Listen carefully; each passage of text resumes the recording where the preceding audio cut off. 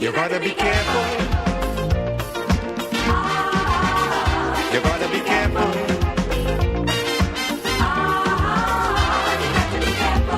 Where you go when you're walking. Good morning, Grenada, Carriacou, Petite Martinique, the rest of the Eastern Caribbean, and all those listening at Radio Land.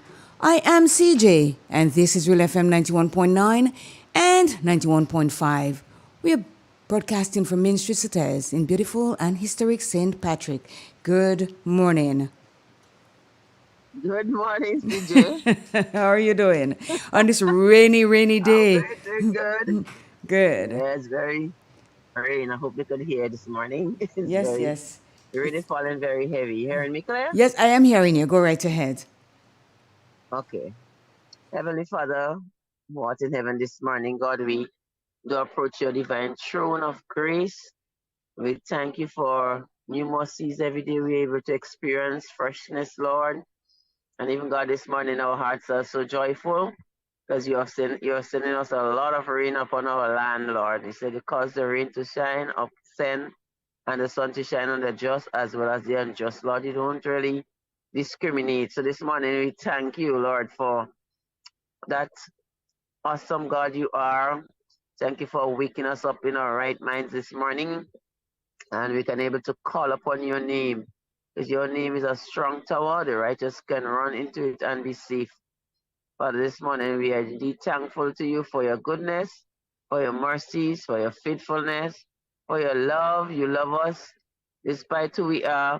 You love us unconditionally. Your love doesn't come because we love you, but because God, it says that God so loved the world that he gave his only begotten Son, that whosoever believeth in him should not perish, but have everlasting life.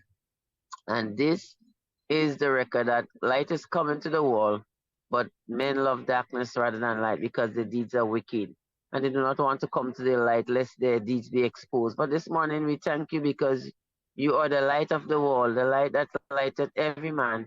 And God, this morning we thank you because you came to be our savior, you came to be our redeemer, you came to bring us back into a right relationship with God and man after Adam and Eve fell short in the Garden of Eden. And this morning we thank you because even at this time we celebrate your coming. We did not know exactly what day you come, but Lord, there was a birth. God became man, veiled in human flesh. And God, you live among men. You understood what we are going through at this time. You are human and you were able to bear pain and understand all our human imperfections, Lord. And this morning we come to you because we know you are the great I am. You said, I am that I am. I am the way, the truth, and the life. No man can come to the Father except me. And I thank you, Lord, because you are the only way, you are the only truth, and you're the only life. This morning I pray that you will choose life. You say, he that has the Son of God hath life, and he that hath not the Son of God does not have life.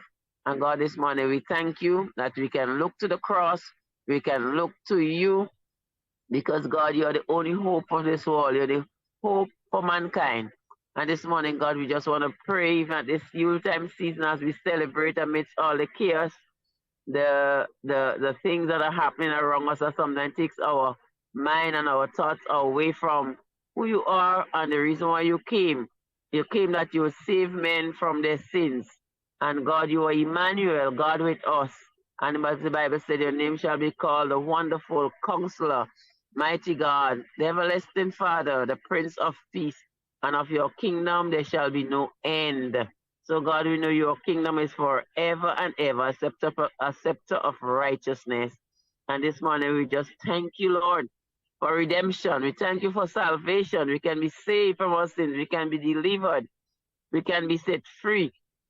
Oh God, because he said the wages of sin is death, but the gift of God is eternal life to Jesus Christ our Lord. And we thank you, even though we deserve death, we can have everlasting life through you because you have paid a price. And this morning I pray, God, that somebody's soul will catch on fire. They will be awakened and realize that I can be free. I do not have to live my life in sin and degradation, continue to live as if I have no purpose or have no hope. Because, Lord, you have a plan for every one of us, the plan to prosper us and to Give us a good end. This morning I pray that we will turn, even as John the Baptist came and said, repent, repent, for the kingdom of God is at hand. And truly, God, your coming is soon, is imminent. We don't know how, because he said not even the angels in heaven know the time or the hour. So God, this tells us that we should be watchful, we should be prepared, we should be looking towards your coming, and we should be having our lives hid in you. We shall be saved, Lord. And he says his name shall be called Jesus, for he shall save his people from their sins. And Lord, today it's not a big remedy, just saying, Lord, I acknowledge that I am a sinner and I need your forgiveness. Forgive me, even as I learn to forgive others. Lord, and I pray during this Yuletime season, we will think about the many things we would have over the years, and Lord, we will see we need to get rid of these things. Don't go over to the new year. God, if you should permit our lives, we don't carry all these old baggage in of hate and bigotry and all kind of things that sometimes we are allowed to separate our lives, God. I pray help us when it is our power to do good. We will do good to all men. It is our power to release forgiveness. We will release forgiveness. You know, sometimes we do things to people and they turn back and they say all awful sort of things. But God, we do not want to go back there. We want to leave we want to rehash the old things that was spoken to us in our past. But we want to say, Lord, I need your forgiveness. I need your mercy. So I need to forgive someone their trespass. And Father God, today I say, give us a good and productive day, Lord. Protect us, Lord. The weather is the rain, the roads are wet and soggy, Lord. We pray that you protect us from the elements of slides and so on. May the drivers take their time, drive cautiously and with your attention, Lord. And God, if people don't really have to go out in this weather, they will stay in their homes and they will be more safe and secure, Lord. We pray protection over this Yuletime season from against fires and all these careless things that sometimes we allow to happen in the busyness of life, running out, getting tired, and trying to bake and do other things. Sometimes we fall asleep and think, Lord, I pray that we would really listen to the RGPF, even as they are stretched beyond capacity this time, Lord. Give them the strength and the grace, but even as they are giving us the warning tips, Lord, I pray that we'll open our ears and we'll just listen so that we ourselves can protect our properties, protect our livelihood and our families, Lord. So, Father God, I just pray for a good season, a blessed season, and a happy one. And most of all, we'll open up our homes and our lives to the Prince of Peace, which is Jesus Christ. He's the Prince of Peace, and he can bring peace in every tumult, in every difficult situation that we might be going through, Lord.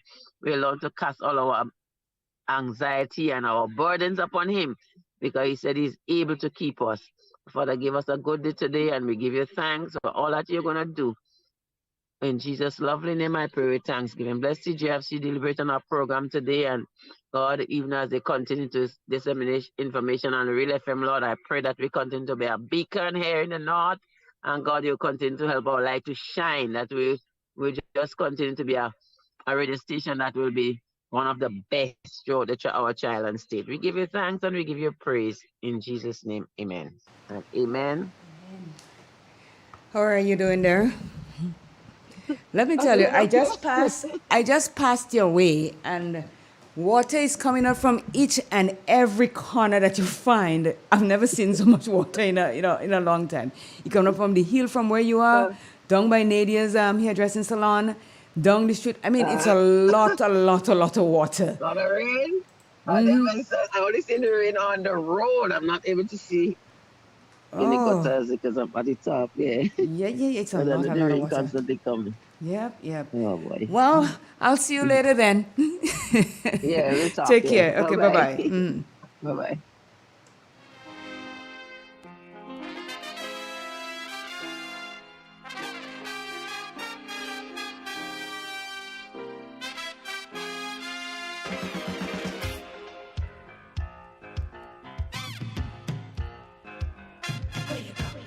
Where you go? Where you walk? What you say?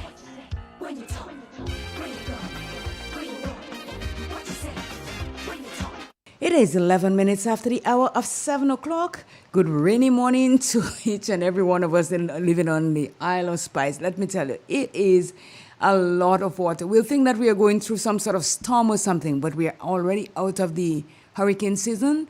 So I'm not sure what this one is. When we get to the weather at 7:20, they might be able to explain this to us. But let me say good morning to Ann Andrews. Good morning, Adrian Watts. Alban Harris, good morning. Faitlin Harley Douglas, good morning. Christine Otley, these are the ones that are on live at the moment. Let me also say good morning to Keith Sylvan. Russell Marine, good morning to you. As the morning go along, I'll get to say good morning to more and more people. But thank you all for checking in. And baby daddy, I think you all are just rolling out of your bed now. It's 6:10 in North America. So some of you are just waking up. So I'll wait till I see you online and know that you are wide awake. You gotta be careful, careful.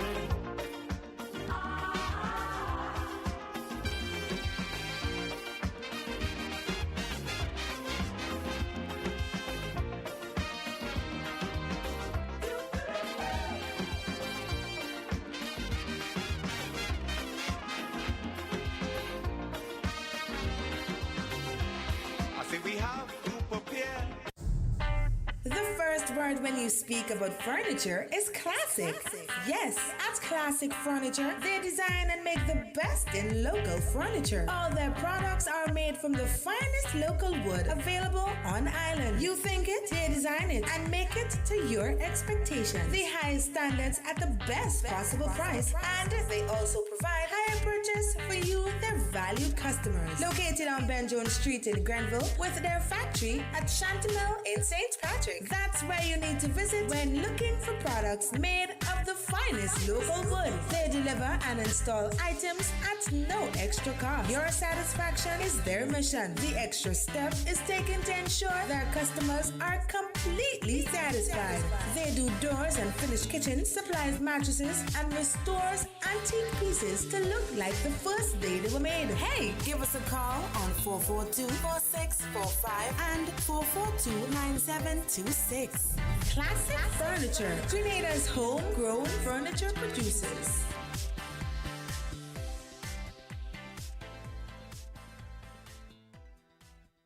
It is said, the proof of the pudding is in the eating. Therefore, the authenticity of the beverage can only be acquired in the taste. A taste which is original to Antoine de Beauregard Industries and comes from a combination of spices and local rum, which can hold its own all over the world. Woodman, a strength which speaks for itself. A taste which stands out from the rest, bottled with care, which speaks to perfection. Try Woodman today and be stunned by a flavor as never before. Let your palate savor that which is produced locally. Do not be deterred by substandard products. Our taste speaks volumes and sets us apart from the competition. You will be satisfied with every sip of our product. Say rum, say Woodman, feel satisfaction. Now that's quality. Step inside. Immerse yourself in colors that come alive. Color by Sissons. Let your imagination run wild. Surround yourself in a world of color. Color by Sissons. Endless inspiration. Bold expression. Bold expression. Color by Sissons. Sissons. Express your style with Color by Sissons. GRENLEC Community Partnership Initiative. GRENLEC has been a part of this organization for a very, very long time, and their contribution is very, very important towards the success of this festival. Every year they come on board and they contribute towards the festival, and it goes a long way to help boosting the festival and promoting Carriacou's culture, which is a big part of our livelihood in Carriacou. We just want to say thank you to GRENLEC for the continued sponsorship and hope that they continue to sponsor us each going year. Thank you very much, GRENLEC. GRENLEC, energizing our community.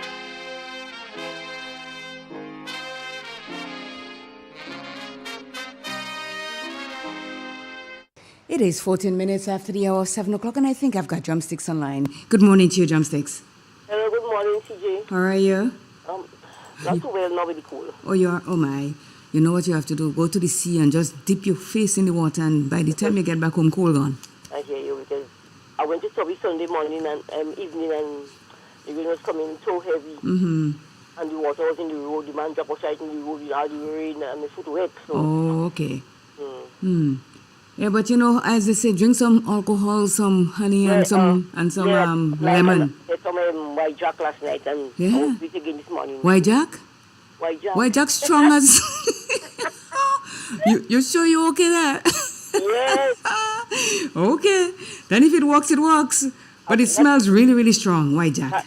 Not that much. I put a little in the lime with a syrup like, and I drink it. Oh, okay. Well, you're on your way to recovery then. Okay, then. Go ahead, please. Good morning to the nation. I'm reading from the Word of God, Matthew chapter 6, verse 24. No man can serve the two masters, for either he will hate the one and love the other, or else he will hold to the one and despise the other. He cannot serve God and man.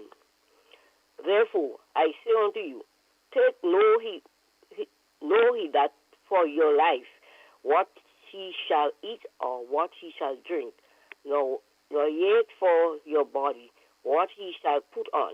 It is not the life of more than meat, and the body that then remain. Behold the fowls of the air, for they sow not, neither do they reap, nor gather in bands. Yet your heavenly Father feed them. Are ye not much more better than they?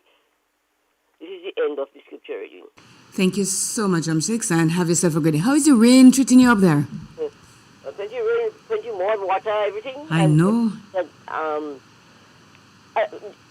making that rain and that water or whatever confuse me, because we get enough sun, and then...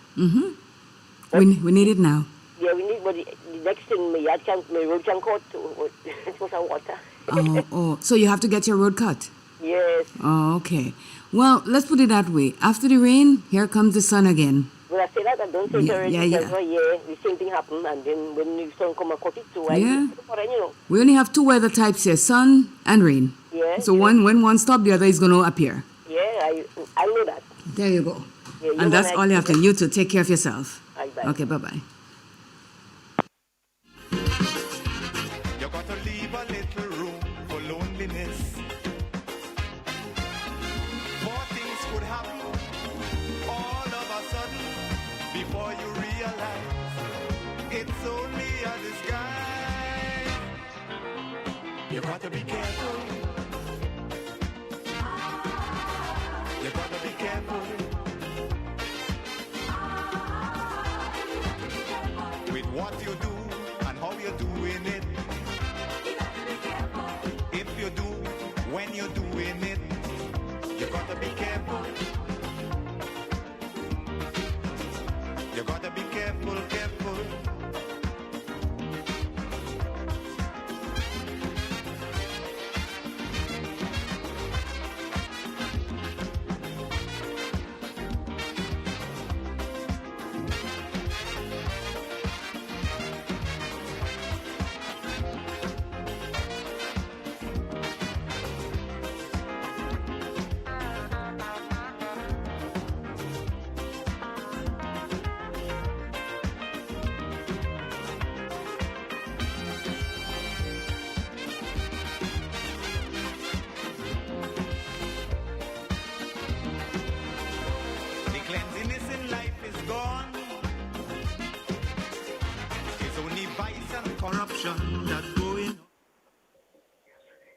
Good morning. Good morning, good morning. Rain washing you up in Saturday and sun hot in St. George. Really? Yes or not? No rain in fall last night, no rain down here. Oh man, let me tell you something. We have rain, it's raining cats, dog, and it's also raining men. It is raining here, let me tell you. Since morning I hear saying that? Yeah, it's still going on right now as we speak. I say, let me call you and tell you. Well, okay, don't worry about it. Keep your sunshine to yourself, okay? When it leaves here, it's going to come down your way. But did it rain yesterday at all in the evening? We had a little, no, not in the evening. We rain about midday. A little thing at midday, but not near. I kind of not liking that. Hmm? You I'm not liking liking that. No. But you will need the rain because that's where the food coming from. Well, Tongue yes, but I mean, you should have what we have, and you should have it too. That's what I'm saying. something we have and all you have. Well, That's how that we too. do it. Okay, it's isolated shores. We're having a lot of that. So I'm going to see if I can get to the Met Office right now to see what they're telling us about all this water that we have in the north. So Thank take you what so you much. take what you get now and call it good. I got you. Thank you. Okay, bye-bye. Yeah.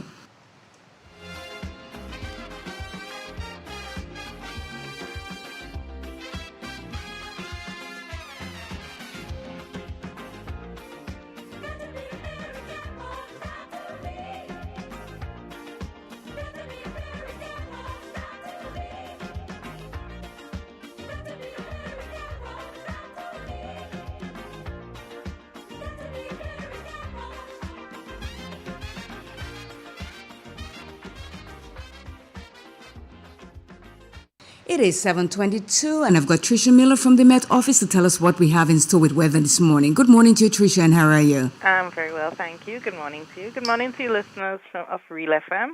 It's a fair morning here at the airport. Winds are calm.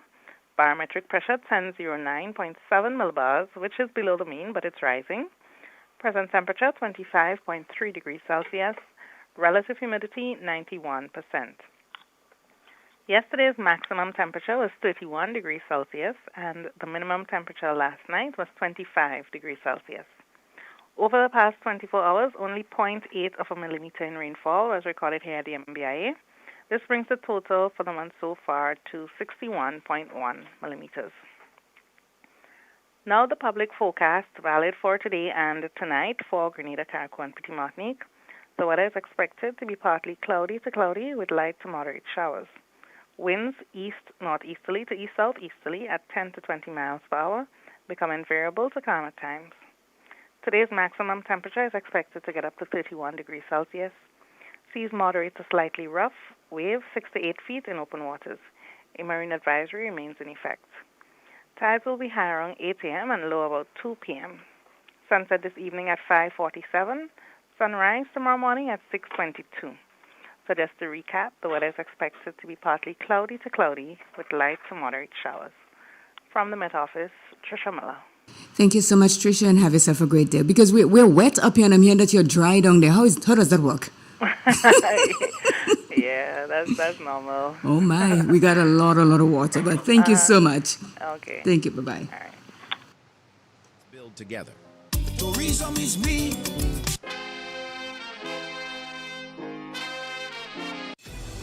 The Grenville Cooperative Credit Union, the credit union of Grenville, takes you where you want to be.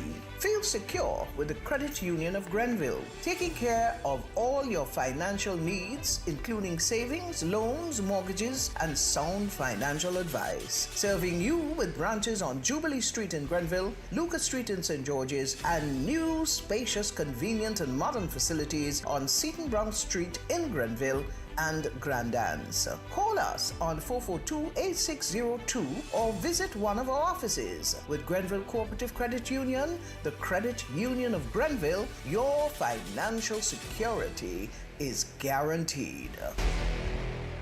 In an industry where customers expect quality, M&N Hardware Limited is a leader in locally manufactured aluminum windows, doors, roofing, and guttering. Our manufacturing division is efficient, flexible, and will always go the extra mile to surpass customer expectations. If you need security, sash, casement, or projected windows, we're able to do it. Our security and heavy-duty doors are state-of-the-art and can be customized specifically for you. Using innovative coating technologies and protective film, our roofing and guttering is weather-resistant, providing outstanding color retention for many years. Available in 24 and 26 gauge and a variety of color options. We are the leading company, a family that is proving to customers they can have their dream products. M&N Hardware Limited. Foundation to roof, let's build together. Tourism is me. Tourism is you. Tourism is everybody. and tourism connects us all. Did you know that tourism generates revenue and foreign exchange earnings? Did you know it stimulates infrastructural development and facilitates cultural exchange among people? You must know tourism is linked to all industries, from agriculture to construction. So support the industry today and be welcoming to all our visitors. Tourism is my business. Tourism is your business. Tourism is our business. Listen one and all. Tourism connects us all. A message from the Ministry of Tourism and the Grenada Tourism Authority. It is that time of year again, and Maya's Collection wishes to thank our valued customers for your support for the past year and wishes you a safe and successful 2024. At Maya's, we bring you all that you need to have a happy and festive season. In stock, we have a wide variety of curtains such as strip curtains, vinyl floor coverings, decorative pillows, toys for children of all ages, flowers, pots, pans, and much more. Come visit us today on Main Street Saturday, St. Patrick, where you get all your household items at one stop. We are opened Monday to Saturdays from 9 a.m. to 5 p.m. and later for the holidays. Call us today on 449-6197. Maya's Collection.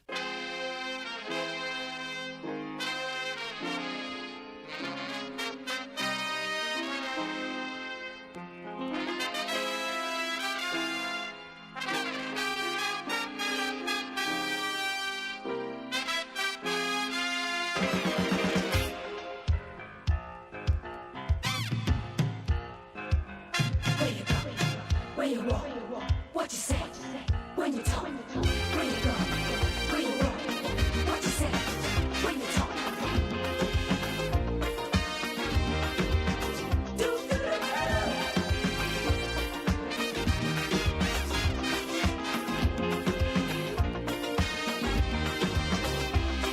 It's a hungry world out there, with everybody scrambling to get a share. Wolves in sheep clothing, birds of prey waiting to swoop down on you, and there's no telling what they'll do. You gotta be careful. You gotta be careful.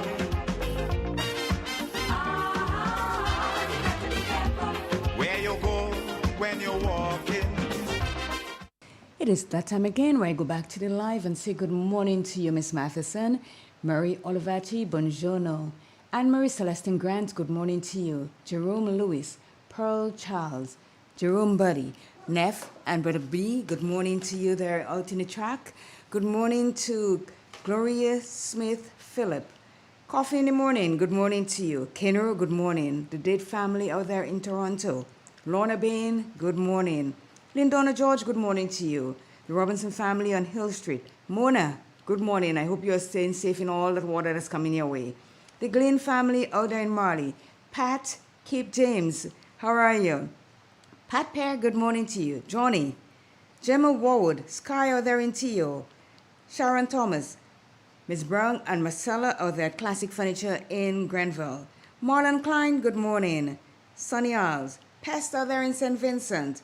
Miss Job, Miss Matheson, good morning to you again, although you said good morning live. Good morning to Fitlin Holly Douglas again. Jay Wonder, good morning to Idris. Mary out there in Tio, good morning to you. How is the weather like? Teresa Joseph, good morning. Marilyn Ferguson, good morning to you. And good morning to my friend, Stafford Lashley. Great to see you yesterday.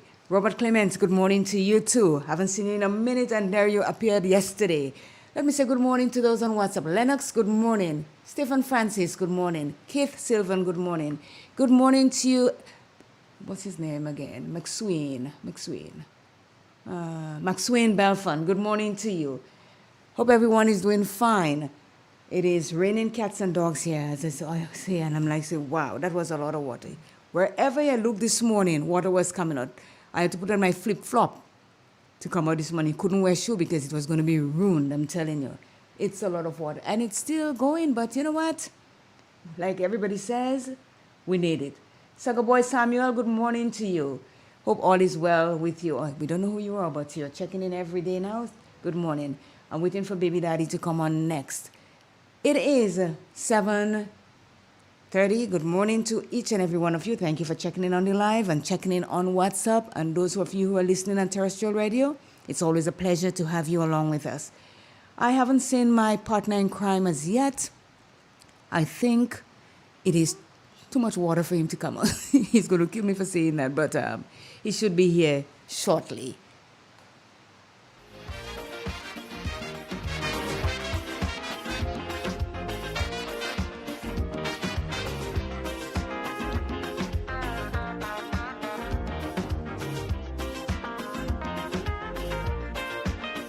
St. Patrick's Pharmacy. St. Patrick's Pharmacy. Looking for a wide variety of prescription drugs and over-the-counter medication? Check out St. Patrick's Pharmacy. Feeling weak and want a boost? Check out St. Patrick's Pharmacy for all your vitamin and mineral supplements, essential oils such as lavender, peppermint, eucalyptus, and much more. Medicated soaps, antifungal and antibacterial, all at affordable prices. Visit St. Patrick's Pharmacy today at its new location. Yes, a new location on Lip Street, apartment number 4 at the Ford Building. We are open Monday to Friday from 9:30 a.m. to 5 p.m. Call us today on 414-1954 or 442-0204. St. Patrick's Pharmacy, where quality medication costs less. Ozone really gets it clean. Get with the Ozone family line of products. Ozone liquid laundry detergent. Perfect for your semi or fully automatic washing machines. Yet suitable for your hand wash. Soft on your hands. Ozone disinfectant cleaner. It's the most powerful disinfectant and cleaner with a long-lasting fresh scent. Tackles every job around the house or office. Ozone detergent powder and ultra soft fabric softener gets your clothes clean with a natural freshness. Keeps your colors bright. Choose from the wonderful scents: soft flower, ocean breeze, and the new aloe vera. Keep your kitchen sparkling clean with the Ozone dishwashing liquid, Ozone sponges, and cleaning cloth. Ozone toilet bowl cleaner removes lime scale and kills germs while giving your toilet a refreshing scent. Ozone really gets it clean. Marketed and distributed by Calico, Frequente St. George's, and are available at shops and supermarkets nationwide. Celebrate Christmas and New Year with the NLA's exciting You Must Win promotion. Spend $15 or more in a single ticket purchase on Daily Pick 3, Daily Cash 4, or Playway, and just like that, you have chances to win prizes valued at over $100,000. Winning is easy. Simply check your tickets for the words you won. Free cash, free phones, free tablets, or free Instacash tickets. But wait, that's not all. You can also win free raffle entries for chances to win not one but 2 cars in NLA's You Must Win promotion. Promotion runs December 1st, 2023 to January 31st, 2024. Terms and conditions apply. You must be 18 and over to participate. The NLA, making your Christmas and New Year dreams come true.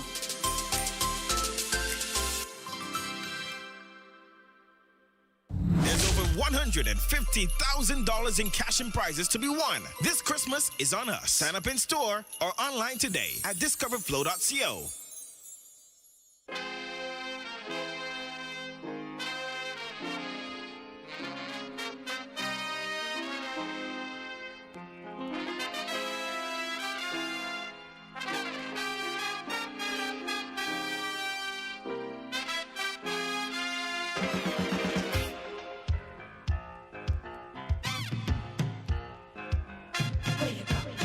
Where you walk, what you say, when you talk, where you go, where you walk, what you say, when you talk.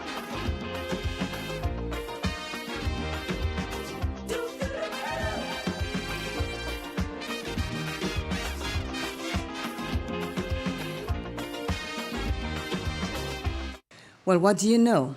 I just heard from my partner in crime, and he's saying that the bridge out at just before you hit the river that goes on to Shambo. So let me tell you, that is between the Boiling Spring and the rungs about that bridge there.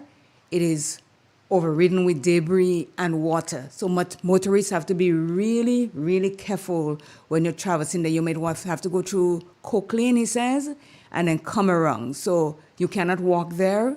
You cannot drive there. He had to take a detour, and he's on his way. So he's saying that it's overridden with bamboo and all kinds of debris that came from the mountains with the heavy water, and it's on that bridge. So motorists may not be able to pass there. He's also saying that my little bridge just in Plains there, where I normally get off from the bus, that one is overloaded with water also. So water is ever this morning. So people, those of you who would like to speed, today is not the day. You got to take your time and make your journey safely for you and whoever you have in your vehicle or the bus drivers, the passengers, because it is not a normal day today where the weather is concerned. The bridge between the Sulphur Spring and the roundabout overflow with bamboo and all sort of debris, coconut shell and everything, and water galore. Also, my little bridge just after you pass Plains Pasture coming towards Sates, that one is overflowed also. And I know it's a lot of water. So be careful. I just wanted to give you that warning because he's on his way here, but he got stuck. He had to turn around to come through Coke Lane so that he can get here. Which direction you going? You gotta be careful. You gotta be careful, careful. Where you go, where you walk, what you say, when you talk. Where you go, where you walk, what you say, when you talk.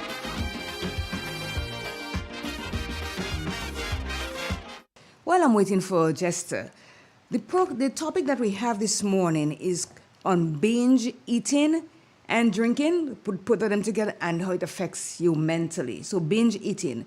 And if we do not know what binge eating is, it is an eating disorder. It's a serious eating disorder in which you frequently consume unusually large amount of food and feel unable to stop eating. And I will also put drinking. We'll talk more about it when Jester gets here. I don't want to be selfish and start, so you got to bear with me for another 5 or so minutes. He's going to be here. So we're talking about binge eating and how it affects you mentally, and also binge drinking. If you do, when you're doing it, you gotta be careful. You gotta be careful, careful. And Solandi, good morning to you. Betty James, good morning to you. Wendy and Maguire, good morning to you also. I think I've got a call. Good morning. Good morning. How are you doing? I am good. All right. Where did you say exactly was the debris and stuff? Yeah. It's when you leave the Boiling Spring, there's that house. That bridge. Yes, that bridge. Okay. Water and debris. Mm-hmm. Okay. So I just got a call from the police. The area Lower Mali, there's a slide somewhere in Lower Mali. They can't give me the exact location. So vehicles moving western side would either they go through the Darby area or they go through Celeste. Wow. Celeste to come out on the main road, or just traffic should be diverted to Celeste. And Celeste is not necessarily the widest of roads, so persons would have to be taking their real time and taking it easy because Celeste is not a very wide area. Are they dispatching any police officers in those areas so that they can guide people to where they have to go? Because this morning is not a normal morning.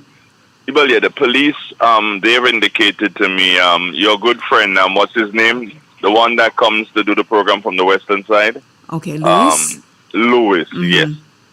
He informed me together with Miss Adrian Lewis. They are on their way to the area as we speak.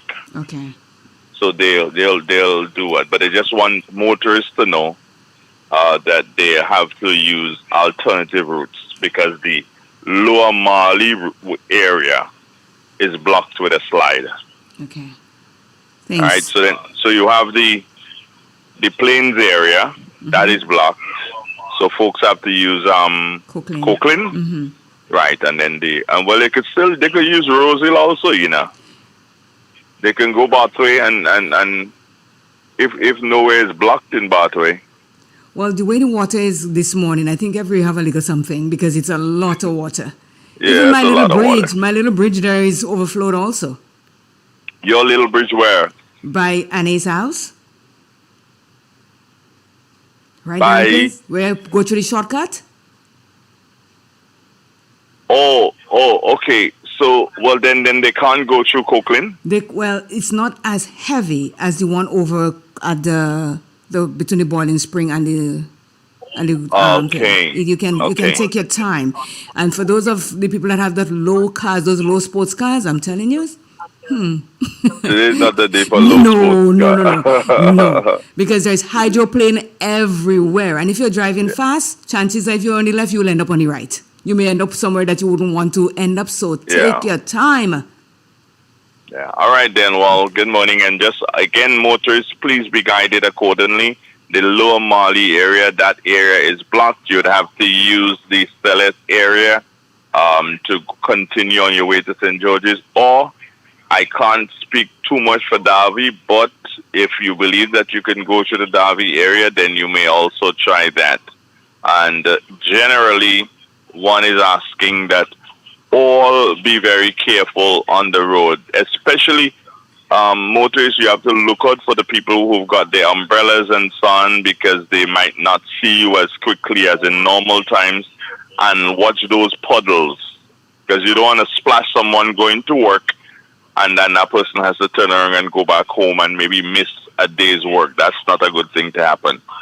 Merry Christmas, Happy New Year to all. Oh, by the way, I'm looking out for my veranda, CJ, and I'm seeing your 2IC on his way down.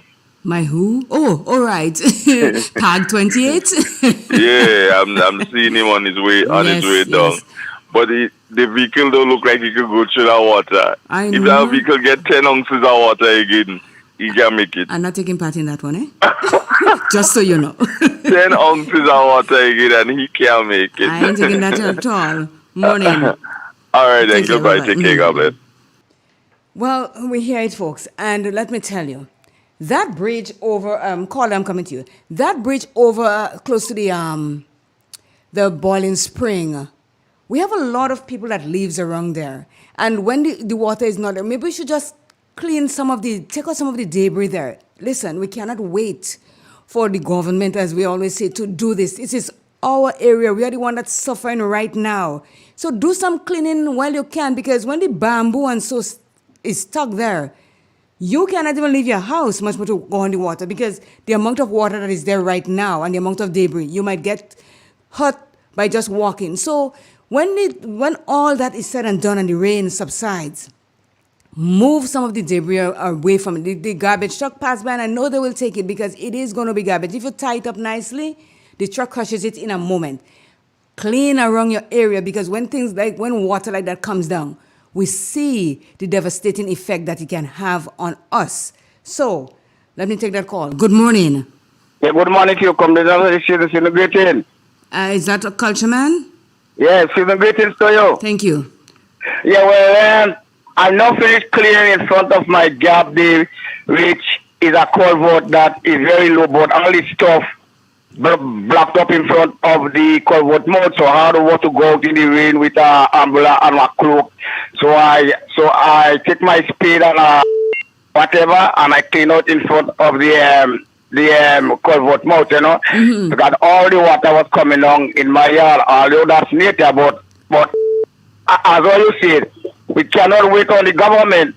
Let me do it in front of our house gap. Did I go correct? Yes, go ahead. And that's kudos to you for doing that. Maybe more people, if they see you doing that, maybe more people can join you to help clean around your area, because the debris sits there. We pass every day and we see it. But when it rains is when we can see the effect of it. Thank you so much for calling. Yeah, well, I don't finish on it. Can now we're in the Christmas holidays now.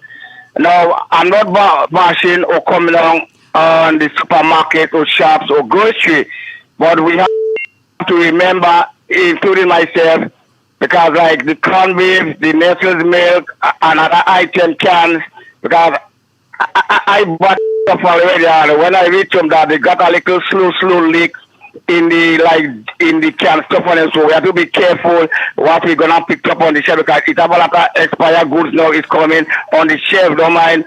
Don't be as in the Christmas season that they will put it out to make that $1 million right. or $1,000. Yes, I got you. So when you go to the grocery store, investigate what you're buying before you take it home. Because if you can take it home and it leaks you and you may not be able to bring it back because they might think that you open it. So what Cultureman is saying, investigate your stuff. I ain't going to stay too long on it. Well, don't matter the leak. It have like, now when they came from like Trinidad, like the goods on them, that is squeezed up and dent up. So I will give them a very encouragement this morning. Do not buy the canned stuff on them was squeezed up, which is dent up. Okay. So all that time now the milk could clot and could cause a problem inside of us. Got you. Take care now. So you have a great season. You too. Bye bye. Bye bye. Bye bye. Be careful, careful. When you go, when you walk, what you say, when you talk, when you go, when you walk, what you say, when you talk.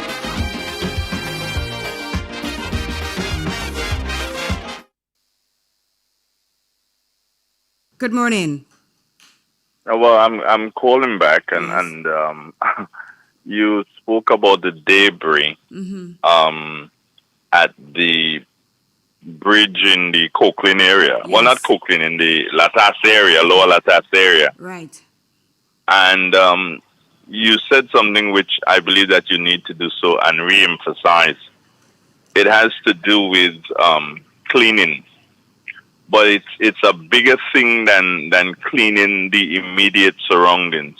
What you have is some nasty farmers, because what they do, the farmers upriver, they cut their trees and they toss it into the ravine, into the rivers, and the water brings it down. So even if the people in the area clean up, that is not going to do anything. When it rains and the water comes down, it is going to bring the branches, the bamboo and everything that the nasty farmer up the river put into the river when the dry season, when he's cleaning up his land now, he's cleaning up land and getting ready to plant, so he tosses everything he gets that he doesn't want, he tosses it into the river, not caring about what happens downstream. But they should know that other people live at the bottom and it affects them terribly. Well, look at it this way. They do know, but they don't care. That's why I said the nasty farmers. Okay. Some of them are going to get upset because I said it that way, but I there's no other way to say it. And this has been happening not yesterday, not day before. This has been happening years on years. They see it happening. A lot of our bridges get damaged because of nasty farmers, huge logs coming down. And when they knock against the bridges, they break them. There's structural damage done to the bridge. By the way, one question. The vicarage done? You make it? I think he did. I see him. So the 10 ounces of water did not affect him at all. No, you didn't get 10. You got 8 ounces. I ain't taking no part in that, I said. He's here and that's all that matters. I think he went to check something. Anyway, talk to you and thank you.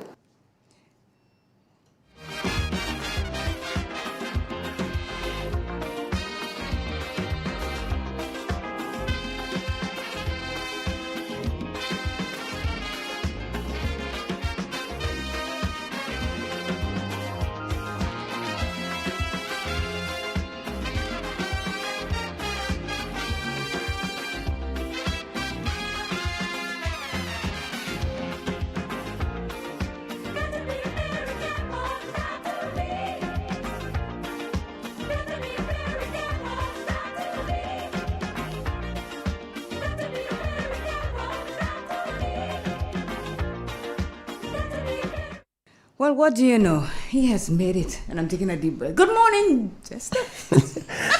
Clay, good morning, and good morning to the listeners of Real Yeah, 91.9, 91.5. Wow, let me tell you, this morning is a kind of a morning, you know. Boy, I'm telling you, man, this morning. Because I coming down, and when I reach on that bridge just after I pass John Triggs there, man, and it's, you know, wow. But then again, it begs to ask the question, how ready are we, you know, in times like this, you know? I don't think, within myself, I don't think I'm satisfied enough that we are somewhat ready. Ready for what? Well, this situation like this could lead to disasters, and and our state of readiness, and well, look at it this way, how do we prepare for, clean you know, clean your surroundings. That's one way of preparing. And of course, I do agree with you. Yeah, clean your surroundings, because let me tell you, the amount of debris that I see this morning coming to work here, it is. I said, first of all, it was water more than floor. There's no amount of floor in the world that could stop, that could need that this morning. A lot of water. When you're coming up the hills, plains, just around Nadia there's a stream coming up from the top up there, and it came down with all kinds of debris. Just lower down by the agriculture school again, water galore. It's like water, and when you told me the bridge where I normally get off the floods also, I know that because the amount of debris that come from, you know, the small ravine that I have in the back there. Yeah. Today is a river. Yeah. It is a river, and all kind of branches come down, all kinds of stuff come down, and it gets to the mouth of that bridge there, and it's stuck because you know why? The people that cleans the road or so, they don't touch the bridge. There's a lot of grass, a lot of high bush there. That when they clean it, I think they're supposed to clean there too, and that blocks the thing. So when the debris comes and it sticks there, it overflows on the bridge. Yeah. So the main thing of we being prepared is to clean our surroundings and not wait for other people to do it for us and say, okay, look, my place is flooded and the government is doing it. We are the government. Certainly, I do agree with you. So within our private capacities, of course, we need to check on our immediate surroundings, right? Mm-hmm. Extendingly, right?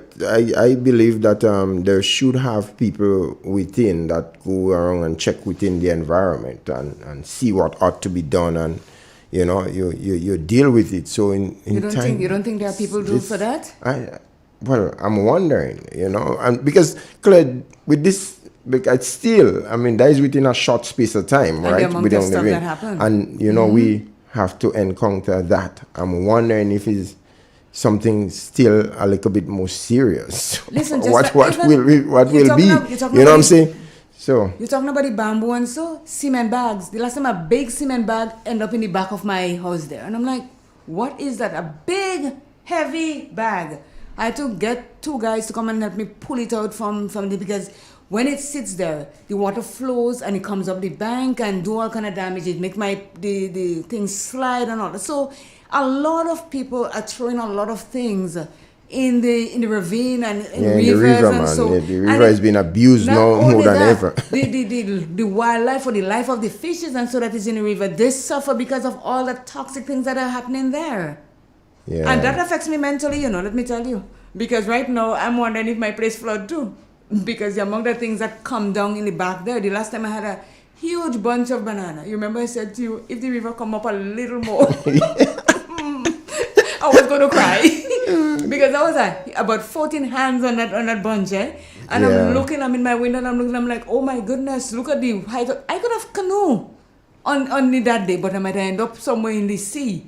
But the water was that much, and a lot of debris has come down there. So we have to do better. As you say, how are we going to be prepared? Get rid of all these drums and things that we don't need, all these pieces of galvanized, all these pieces of wood, and so that we have sitting just around the yard. Because when the rain comes, it does not choose to say, well, I'm going to pass that. Yeah. And we have a call. Good morning.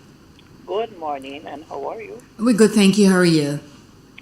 I'm there. Good. Where we live here in Ressource, we face this similar problem. And it's not a river we had when we bought the place here. It was a little ravine, like a stream. Mm-hmm. But because of the nasty neighbors... Oh, Lord, nasty is the word of the day. Yes. You can't put it better than that. now. You close to your you close to your radio. No. Yes. Well, if you're not close to it, Okay, it's in the vicinity. Let me go close the door. Yes, please. Or turn off the radio because it's really echoing in my ear. Okay. Whoa. Please turn it off. You could hear us on YouTube afterwards. We got to turn off the radio. The feedback is terrible. Okay, is it better now? No. Well, You got to turn the radio off. Really and truly turn it off. yeah, but moment.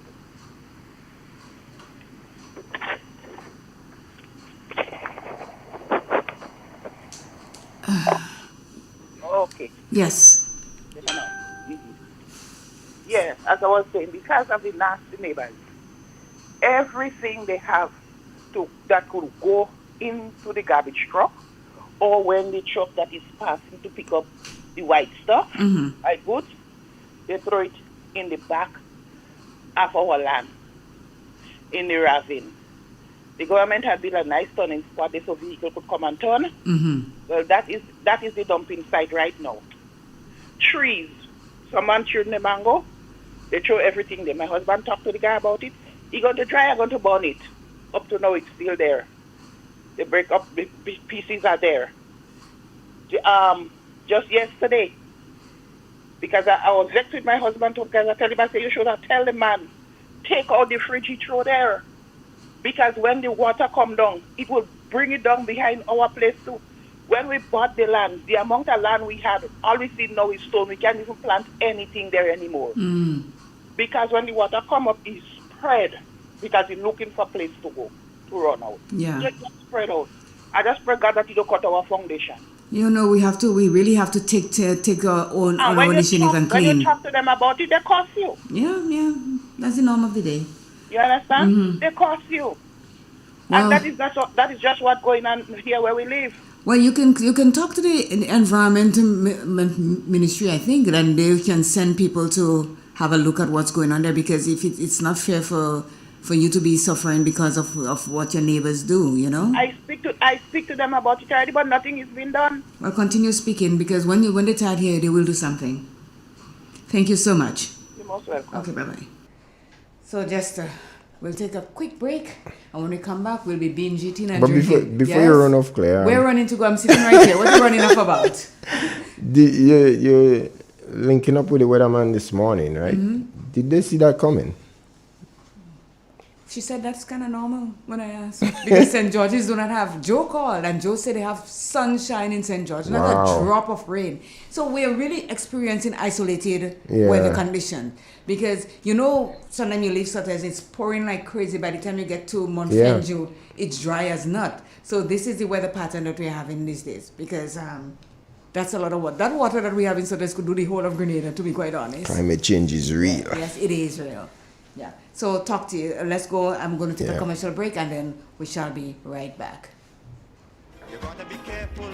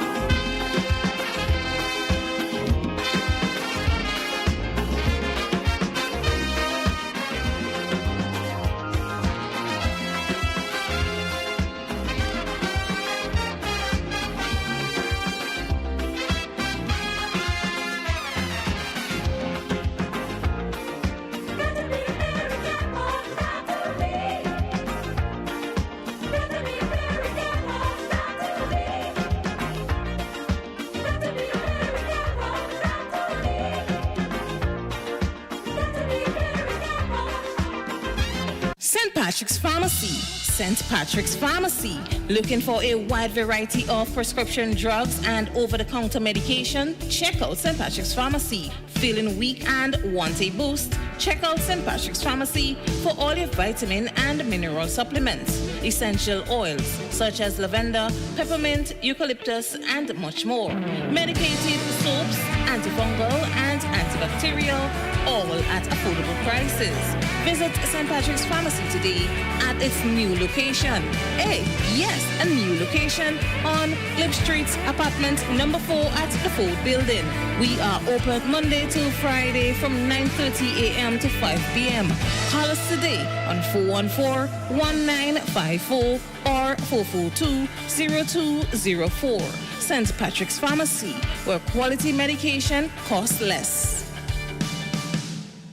Ozone really gets it clean. Get with the Ozone family line of products. Ozone liquid laundry detergent. Perfect for your semi or fully automatic washing machines. Yet suitable for your hand wash. Soft on your hands. Ozone disinfectant cleaner. It's the most powerful disinfectant and cleaner with a long-lasting fresh scent. Tackles every job around the house or office. Ozone detergent powder and ultra soft fabric softener gets your clothes clean with a natural freshness. Keeps your colors bright. Choose from the wonderful scents: soft flower, ocean breeze, and the new aloe vera. Keep your kitchen sparkling clean with the Ozone dishwashing liquid, Ozone sponges, and cleaning cloth. Ozone toilet bowl cleaner removes lime scale and kills germs while giving your toilet a refreshing scent. Ozone really gets it clean. Marketed and distributed by Calico, Frequente St. George's, and are available at shops and supermarkets nationwide. Celebrate Christmas and New Year with the NLA's exciting You Must Win promotion. Spend $15 or more in a single ticket purchase on Daily Pick 3, Daily Cash 4, or Playway, and just like that, you have chances to win prizes valued at over $100,000. Winning is easy. Simply check your tickets for the words you won. Free cash, free phones, free tablets, or free Instacash tickets. But wait, that's not all. You can also win free raffle entries for chances to win not one but 2 cars in NLA's You Must Win promotion. Promotion runs December 1st, 2023 to January 31st, 2024. Terms and conditions apply. You must be 18 and over to participate. The NLA, making your Christmas and New Year dreams come true.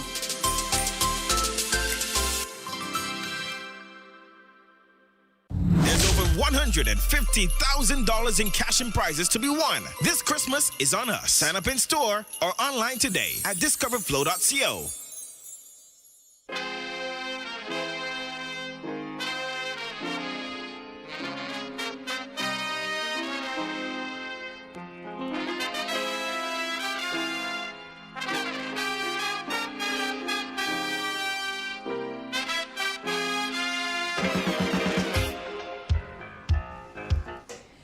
And just before we begin our program, I'd like to remind the folks at the Marley Celeste area of that slide that took place there, and the traffic is being diverted to maybe Mount Alexander Davy, Prospect area, I think, or where else? Somewhere. So it's Celeste. They're coming down through Celeste and somewhere else. I can't remember where. Andre's going to call back and tell. But there's a slide up in that area, so it's road closed to traffic, and we're asking the vehicular people to take your time while driving, especially to this Celeste area, because it's a very narrow road there. Don't go speeding because you could only be late once. And I think this morning, bosses are going to be a bit more lenient with you because we are all experiencing the same weather condition that is all around us this morning. So take it easy in the Marley Celeste area because we have a mud slide there this morning. Even the roads in Prospect too. If you're entering Prospect from Ressus, the roads there, it's pretty narrow too. So they need to take their time right through. So this morning it's rain galore all over the place. I got a call. Good morning. Good morning, Claire and Jester. Good morning to you. Good morning. How are you doing? I called to see if all you safe. We safe. How about you? Are they on top the hill, man? Okay. The water, the river can meet me. Oh, we can't, eh? Never say can in this thing and there's no river rising like yeast in yes, bread. River rising, but he had to cross the road, and then to come up again, He has some resistance? Yes, I'm fighting it. He All right. stay below down there. Okay. No, but everything is everything. Everything is okay at the moment. Well, I find today is our last program for the year. Who said that? For me? What happened? You dying tomorrow? No, listen to me. I'm listening. Okay, sorry. And today is Mental Health Day. Yes. And next week, Tuesday, is not a holiday. Yes. Uh-huh. But the way you say it is the last program, and then next Tuesday, if you want me to come in, I can come in, You come in and do what? and talk about the people that mentally you eat come in and you going on on air and talk about mental health. Yes. No, you're going and distribute, not No. Boxing Day. That'll be Boxing then. Passing, Mm-hmm. and then you pass in and deliver. Okay. Well, we'll see how it goes. Because I know Tuesday you won't be there. Well, how would you know? You don't know that. And nobody I don't even. well, you don't telling me about when you have to go and do what you have to do, when you have to fret, when you have to just stop passing, I think you have made it wrong way. Me and Justin not friend. No, not the wrong way. Just Good morning, Miss Mona again. I know you don't eat in meat, so don't worry. Not at all. Now hear this, Mona. Moya Bridge is flooded. Vehicles are unable to pass. Moya Bridge flood. Mm-hmm. So we have all this disaster this morning everywhere with bridges. And my grandchildren have to come down, Well, they are going to wait till the water recedes and then they can come. But right now, they're underwater. Leaving Birch Grove again to come down on Balthazar, there is another bridge, yes, bridge. But then they could go by land, they could go on the other side, St. James side. Well, there you go. You give them direction. Yes. Thanks, Mons. All right. Okay, bye-bye. And you'll be good. We are trying. And we hoping and pray. Yes, ma'am. By the grace of God, thank God for rain. Yes. Yes. Good. As always. That's thank true. God for rain. Yes. I'm not complaining. In spite of what, Mm-hmm. we have to thank Him. Yep. And you have a blessed day. You too. You as well. Take care. Bye-bye. Yes, Jester. So, our topic this morning is on binge eating, and we're going to include binge drinking also. Yeah. Because when you're binging. You're not stopping. And, people can binge smoke. They call it chain smoke, but we can binge in a lot of things. But today the topic is going to be on binge eating and drinking. And with the season that we are in right now, a lot of that can take place. Yes. A lot of that can take place. And how it affects us mentally, we'll talk about it. So the thing for binge eating is it's a eating disorder, and it's a serious eating disorder in which you frequently consume unusually large amount of food and feel unable to stop eating. Could you imagine how that feels? Yes. But the people that are affected by it, Claire, they don't realize. I get the impression from reading up on it and doing the research.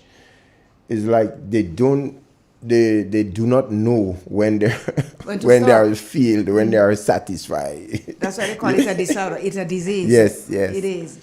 It says almost everyone overeats on occasion, which is true.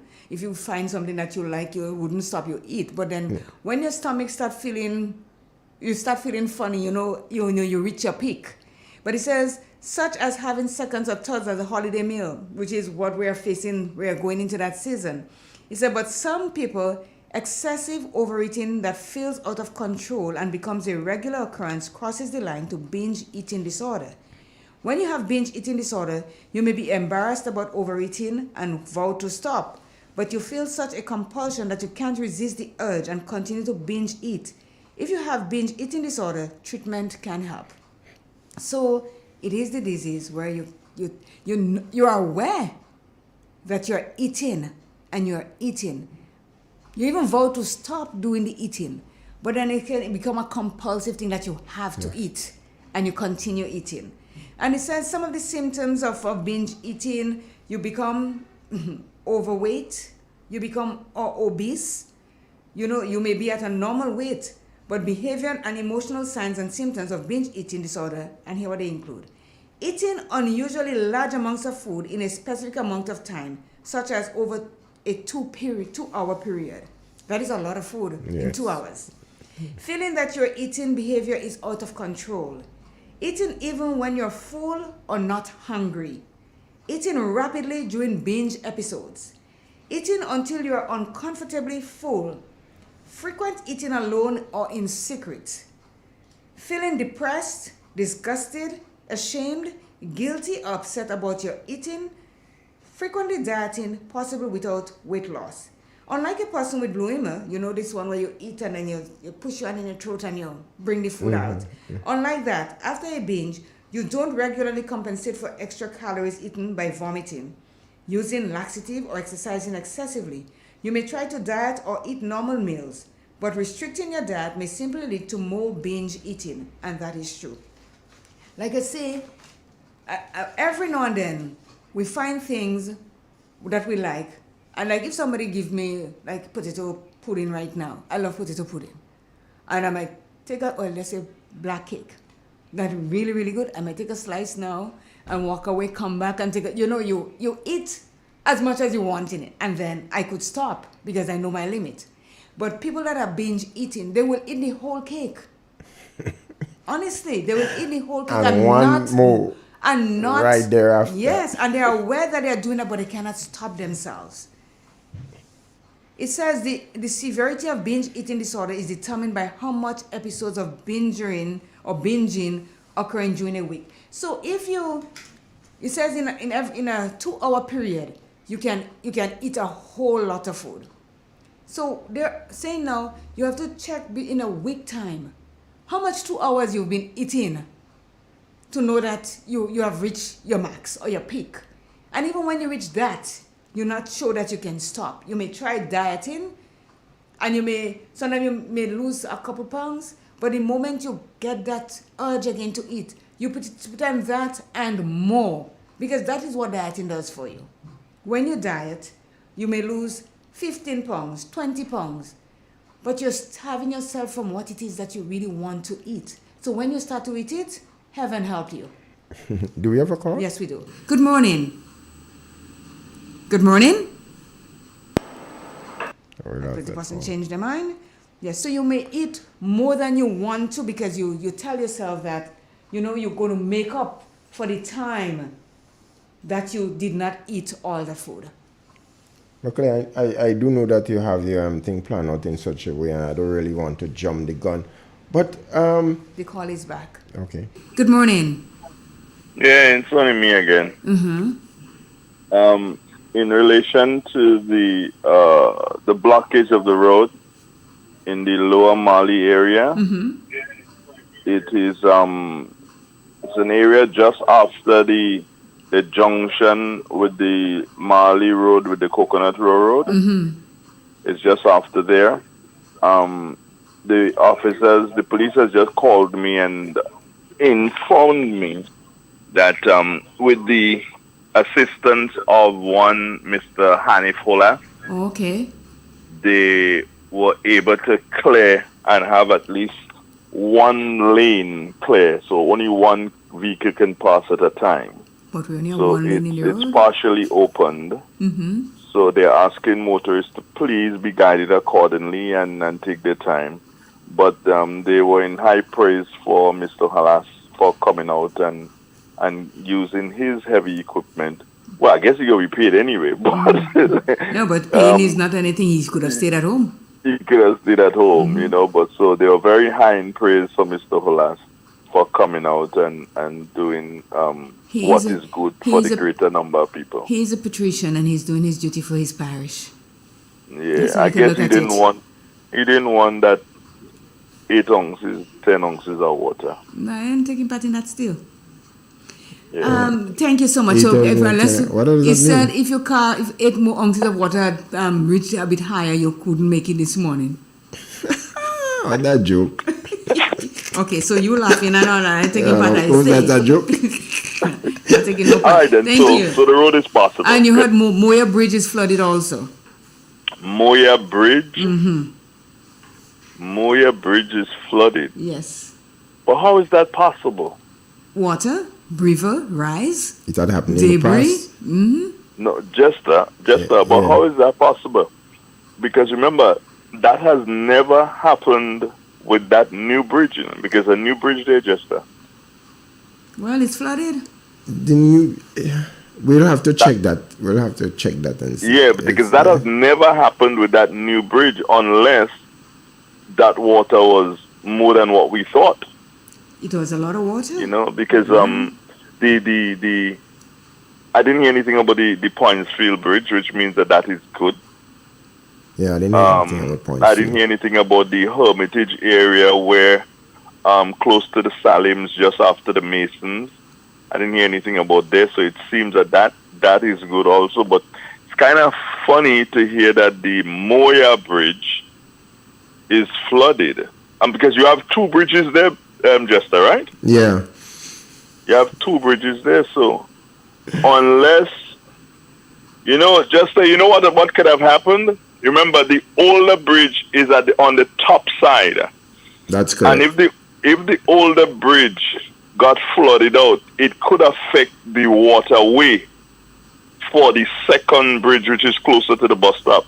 It could affect it. That's it. And it's amazing. Sometimes we do look at the height and we tell ourselves, well, how is it that, man, I've seen this water? Because when we have the debris now come and it blocks and it rides up on it continue to ride, it's easy for the water to just... Again, it's amazing. As I said to CJ earlier on, it is all because of nasty farmers and nasty people upriver. And I think the lady from Resus, I think she made mention of that. Mm-hmm. That, the refrigerators and other white goods that they dump, because she's upriver. So imagine when that goes down and gets into the main river down the road, what it is going to do and what it is going to do to the sea when it gets to the sea eventually. Mm-hmm. And it's all about just being careful and being understanding and not being nasty. And that's the bottom line. It's just that people are just plain nasty, and that is not, it's not a good thing, and it is something that has been happening now for eons, from time everlasting. You've been told, don't dump your stuff in the rivers, don't dump your stuff in the ravine. These days we have garbage trucks that comes basically in your house to take your garbage. They come in like if they come in and pick up meals. The garbage truck comes almost in your house to pick up your garbage, and you still, for the life of me, I can't understand why you still will be dumping the garbage in the waterways. And that is something I would want to see the Ministry of Health and the Environment more than anything else, because just I've been clamoring and balling climate change. Just that not the climate that needs changing, it's the minds that need changing. We need to change the minds, because these organizations, i.e. environmental and Ministry of Health, they have to go out and start re-educating our people as it relates to dumping. We still living in the 18th century in relation to dumping. We still believe that it's okay to toss something out of a car, out of a moving bus. We still toss things. But guess what, Andre? If there are no consequences to be facing up for it, and that's where my concern lies. I believe it's high time that people start facing consequences for indiscriminate dumping in our environment. Sure. Bottom line. Well, it's just I went to St. Lucia one time, Youth Parliament in St. Lucia, and I walked out of the Parliament, and those little dinner mints, I had a dinner mint on me, so I opened it, popped it in my mouth, and I dropped the wrapper. I just dropped the wrapper. And I heard somebody say, hello. My name is not hello, so I keep walking. And the person said hello again. I kept walking. And then they say, hello, you the one in the blue shirt. So I know I have on blue shirt, so I stop and turn around. I says, me? He says, yes. I says, what is your problem? Because I saw somebody dressed in a uniform. Do you remember the color of the uniform? I said, yes, what is your problem? And the lady said, pick it up. I said, pick up what? She said, pick it up. I said, what else do you pick up what? She says, okay, you have a choice. You either pick it up, you get arrested, and you get a ticket. So I say, what? She said, pick it up, or you get arrested and you get a ticket. So I pick it up, and I said, ma'am, she says, you're not from here. I said, no. She said, where are you from? I say, I'm from Grenada. She said, oh, well, let me tell you, in St. Lucia, you don't just drop garbage. If you do it in Grenada, that is your problem. In St. Lucia, you don't just drop garbage. And that was when I was doing youth parliament, Jester. I should tell you how many years ago. Yeah. No, we are not even at that stage in Grenada. More than, 30 years later, we're not even at that stage in Grenada, So we're really behind. Yes, man. It's really, really disgusting, really. And because I remember not too long ago, people like Ryan Lewis and them, they take on their own and clean up the environment, all the bathway area. And he was telling me that a truck just come and just dump thing in Suave and Swayze. They're so unsightly. I mean, come on. And maybe... Again, just the trucks going to Savan Swayze or going to Bathway or dumping along the road in the River and Twine area, we are the ones that cause it. You know why? Because we turn a blind eye. We see the trucks, We know the numbers. And all Ministry of Health needs is just one truck. And once they find one truck pay for all of it. You have to pick up everything that's there. And that is, we are the ones to be blamed because we don't say anything. It is not our business. No, it is not our business. But when we go to the sea to have a swim, Jester, and you make one paddle with the foot, and you realize, wow, my foot hit something, and then you see your foot start to bleed. And for the life of you, you will never know what did your foot hit, and your foot did not hit a rock. It hit something that came out from inside of a kitchen. It hit something that came out from the top of a house. That's the time, Your daughter or your son goes to the beach when you do that stupidness and they pay the price. It is time for us to learn, and we have to learn from the pocket. If we ain't learning from the head, then we need to learn from the pocket. Gotcha. Yeah, I do agree. All right. Thank you. Bye. Right. Yeah. Okay, Jester, we're back to our thing. You all show me off and this kind of thing, and don't entertain conversation that is not being related to... No, but Claire, based on the present condition... What the present condition? I say it affected me mentally. You didn't hear me? It affected me mentally not too. Not me, you have to fight with for that. Well, you answering? You answering? I don't come and hijack my gosh, thing. yes, girl. Well, not to what hijack, get what? Good morning to Errol Bonaparte. Julius Renaud, good morning. Pedro, your last name is Jamal or Jamot? Do you sound out the T? Is it French or do you just say Jamal? Tell me. Write a message and tell me. Good morning to Jill Williams. Louisa Williams, good morning to you also. So yes, binge eating. Now, it says if you're a binge eater, you have to know when to see the doctor. Because if you have symptoms of binge eating disorder, seek medical help as soon as possible. Binge eating problems can vary in their course from short-lived to recurrent, or they may persist for years if left untreated. You have to talk to a medical provider or a mental health professional about your binge eating symptoms and feelings.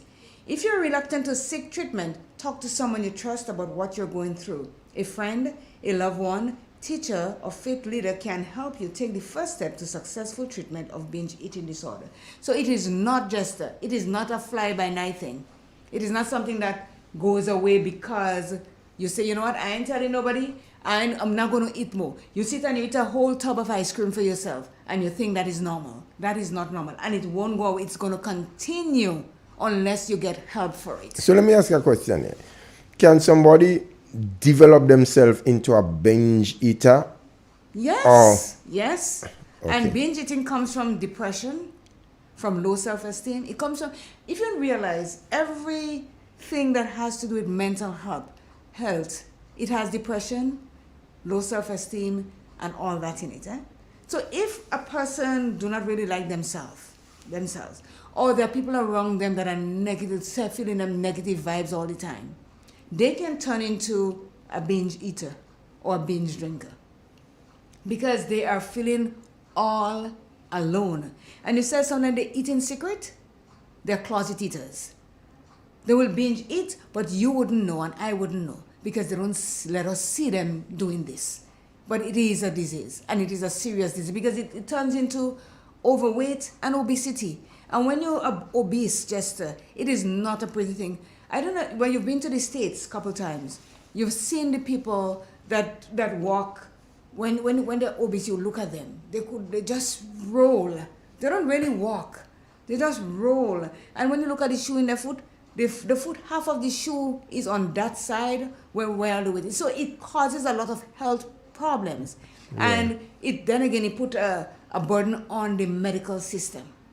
So if you seek help early, but if you don't want to talk to a professional, at least says talk to someone, a friend of yours, a loved one, somebody that you trust to talk about the problem, because it is not going to go away anytime soon. So it's actually better to eat when you feel a bit hungry. Well, of rather course. than just Well, some yes, people you who can just be on the eat. seafood diet. If I'm hungry, I eat. If Yeah. I'm not hungry, I'm not going to eat anything Yeah. because I'm not hungry. But binge eaters eat because they Yeah. have no control True. of what it is. They just see food and they eat. And it's not that they want to, because it said earlier that they want to go on diets, or they go on, they do different things. But it is not helping, because when they go on the diet, as I say, and they may lose 10, 20 pounds, when they look at themselves, they say, oh, I lose 10 pounds. You're going back and you're putting on 20 because you go back and eat again. So it's not something that you could really figure out on your own. You need help. It says, a person with binge eating disorder may become an expert at hiding behavior, making it hard for others to detect the problems. If you have a loved one you think have symptoms of binge eating disorder, have an open and honest discussion about your concerns. Provide encouragement and support. Offer to help your loved one find a qualified medical care provider or mental health professional and make an appointment. You might even offer to go along. So in that case, the support that you're going to give to them, if you know or you suspect that this is taking place with that person, help them to make the appointment. They wouldn't do it. Believe me, they wouldn't, because none of us that have problems want to just up and say, you know what, I am going to go to the doctor and I'm going to say this is what happened to me. No. But if you know of the problem, you may get hit for that, by who are you to tell me or to make appointment for me to go to somebody? I didn't tell you want to go to somebody, but you know the person need help. And if you can do that, and you don't just send them to the wolves, you go with them for the support so that they know that they are not alone. And that in itself can help them make the change that they have to make in that. But of course, Claire, in that case, they have to accept to themselves, regardless to what, as much as you might be willing to. But if they continue to live in denial of the situation, then well, yes, as I said, they will deny it, and a lot of us live in denial. But then, at the end of the day, what happens? Like I always say, Jester, things that can be nipped in the bud pretty early, right? And you let it go along. If it was a little pimple, then it could turn into an abscess if you do not take a step in time. You could turn into a boil first, and then a boil into a abscess. But from the pimple, you're going straight to abscess in that case, because you're not dealing with it. Mm-hmm. And you're in denial, you're telling yourself that nothing is wrong. You hide into it. And that should be a light bulb that is going off. Because if you know that you're doing something normal, Jester, you would not hide to do it. So if you're hiding to eat or hiding to drink, you know something is not right with that picture. Yeah. But the thing about it, people, one of the reasons why I believe some people develop this sort of habit is when they have more time on their hands, less occupy themselves. Yeah, because trust me, there are some people who really keep active and involved in doing a lot of things, and they don't find the time to eat in such a way because they've been occupied with doing other things. And that's why when they eat for them, the whole household eating fridge and home. Let me tell you something. There are people that say, I don't eat breakfast. I don't eat lunch, but I have dinner. When you watch dinner, it's like a cake that rise with baking powder in it, because they eat for the 2 times that they didn't eat earlier. They too is binging selectively, because they eat more than they ought to. Especially when you eat at night and you do not even move a muscle to help break down that amount of food that you eat. When you go to sleep, hello, I am there. No, I don't know. I believe people they condition themselves in different ways, right? The problem would be if you just eat this big bowl of food and you go and lie down one time. That's where the problem really lies. But I believe if you eat, we have a call. Yes, we do. Good morning. Hey, coffee in the morning. Coffee, good morning to you. Good morning, everybody. Morning, sir. And I empathize with the people over on your side in terms of we do not have no control on Mother Nature, but the inconvenience for many people. Mm-hmm. And there are times again, we as citizens, we are responsible for our own action when our place is being flooded. Mm-hmm. And I think that the action that we take, I think that each day people have to realize they're going to come back to haunt you.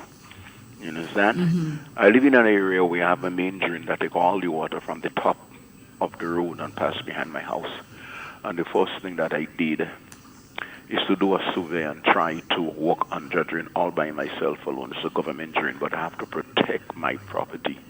So when I'm in my house and I see this amount of water coming down, I fold my arm and enjoy the flow of water, because I know definitely I already made the preparation to enjoy the flow when it goes down. Yeah? Mm-hmm. Now, very quickly, Christmas, your program this morning is very great in a sense that it also send a warning signal to many people who will be celebrating Christmas and doing the necessary preparation with food is concerned. And a lot of people have to take into consideration that the Christmas celebration come with a cost.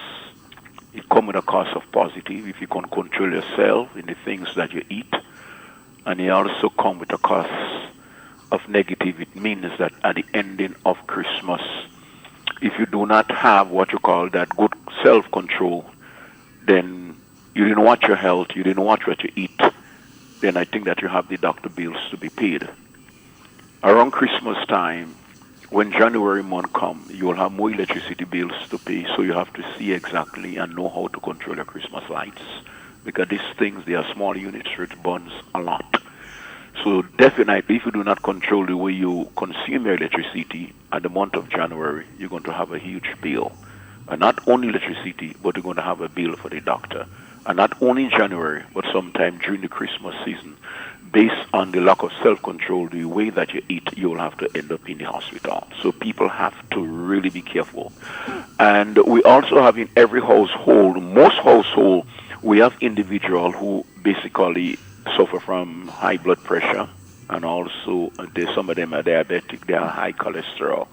And most of these people, more women who really prepare for the household, and they are people that have to be very careful, because those things that are not good for you, you could be tempted to eat a nice slice of ham, and remember you have high blood pressure. Mm-hmm. You could be tempted to eat a big piece of cake that you prepare, you understand what I'm saying, and you can be able to consume a piece where you can be able to raise the sugar height.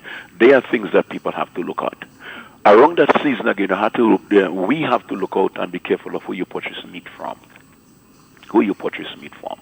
And a lot of people do a lot of shortcut. They do not go to the abattoir to buy, to the stall to purchase the meat. Because we have people now, you'll kill a pig or you'll kill a goat. You want to kill the pig and you give it one lash in the head with a piece of iron, and then that pig fall on the ground, you cut out the neck, and then the blood did not run. Mm-hmm. And then people go and they purchase that meat, and that could be a problem. Yes. When you purchase the meat at the stall, when you kill your meat in the abattoir, you have the inspector that come to see, and people got to be careful. People, the inspector come to see exactly. They test the meat. They look at it for all kind of disease. Somebody just get a goat and they just kill it and they just decide to go in a bucket and sell it. So people got to be very careful. So I'm saying in everything that we do for the Christmas, we must be able to be, to eat in moderation, drink in moderation. There are some people just that will come to your home and then they ask for beer, and then later on they go by CJ, they ask for Guinness, and while they ask for beer, you give them some peas and rice, and when they go by Claire, they get a piece of salad with some pie, and they go to Mr. James and they eat a bowl of Isle Dung, and all these things consume inside. Later on, we're going to have some problems. So where Christmas is concerned, we must be very, very, very, very, very, very careful. I rest my case. Thank you. Thank you, Pastor. Yep. So the thing is, we can do things, Jester, and do it in moderation. And that's the key. when you overeat or you overdrink, there's problems to face later on. As it says here, because of a binge eating disorder, they are unknown at the moment, but genetics, biological factors, long-term dieting, and psychological issue increase your risk at binge eating. So it could be part of your genes, your genetic makeup. Or it could be long-term dieting. Because you see people, they want to be stick thin. Like my little finger here, my little finger is still fat. Some people want to be thinner than that. And because thin is the fad, everybody has to be slim and trim, but that doesn't make you healthy. You know, slim people might look slim and they might look healthy, but they are not. Because they're not eating the right way. They're not doing the right things for their body. And this, when they reach a certain, and okay, let's take, for example, you have the Hollywood stars, as they call them. And the fad is, they have to be like less than 130 pounds. They look like sticks when you see them. But everybody, that's in your rave. Everybody wants to be like that person. And then, okay, 2 months later, they says, you know what? We're going to go for the thick models. Now, everybody's fighting to put on the 10 pounds and the 20 pounds. That's when they start to binge it. Because they want to eat to become like that person, to look like that person. So mentally, we are actually killing ourselves to look and do things that other people are doing and not about ourselves. Yeah, but that must be putting a lot of pressure on the body organs as well. It is. We have a call. Good morning. Hi, good morning. Good morning. Good morning. That's a very nice program. Thank you. And I heard two people said something this morning. I want to make a comment on it. I think it's Dre and Pastor. One talk about nasty farmers. And it is a thing I'm noticing, you know. When I used to walk, at least I walk, I don't know, I have lands by the road. And when I walk my land, I walk the roadside. So the traveler doesn't have to come and walk it. I see people, the bushing people cut the grass and they throw it in your land on the side of the road. And you have people that throwing it back in the road. I watch farmers throwing it back in the road. And on the roadside, I mean, that is wickedness. That is wickedness. I mean, people we have to get up and get, man. Then the next thing is with where pastors speak about the inspecting the meat. The inspector go to the abattoir and when you kill a cow, he inspect meat, right? But that's not all. When the guys pull the net, who inspect it? That's food security, you know. Mm-hmm. And then sometimes you pull dogs in the net. They throw the dogs, they use the jacks. Who inspect the fish? So we have a lot to do, to think about, and we have a lot to work on. Thank you. Thank you very much. Yeah. Thank you. See, and all that will affect us mentally because when you hear things like that, now you want to think, should I eat the jacks that come on some places? Should I eat the chicken? Because I know Roya not eating turkey because when she went to visit somewhere and she see the way they kill the turkey, she not putting piece of turkey in her mouth again. And these are things that when we see it, it affects us mentally in the way that should we do this or should we do that? You know, the way we are made up as humans, when our eyes see things, it affects us in a good way or a bad way. One way or the other. One way or the other, we are affected by it mentally. Yeah. So it says that when a person have binge eating disorder, it does not really just go away. And we have to continue saying it's not going to go away until we get help. It says, you know, the risk factors of binge eating is more common in people, in us women, than men. Yes, I saw that. It's more common in us because, and it says older people of any age can have binge eating disorder. It often begins in the late teens or early 20s. And that's, you know why? Did you figure out why? No, I didn't figure out why. It just happened to when we are in our early teens and 20s, is that's when we start paying attention to our body more than anything else. You know, we want to look, are we looking, when you stand up in front of the mirror, we want to look like that way, or we want to look like that person? It starts very, very early.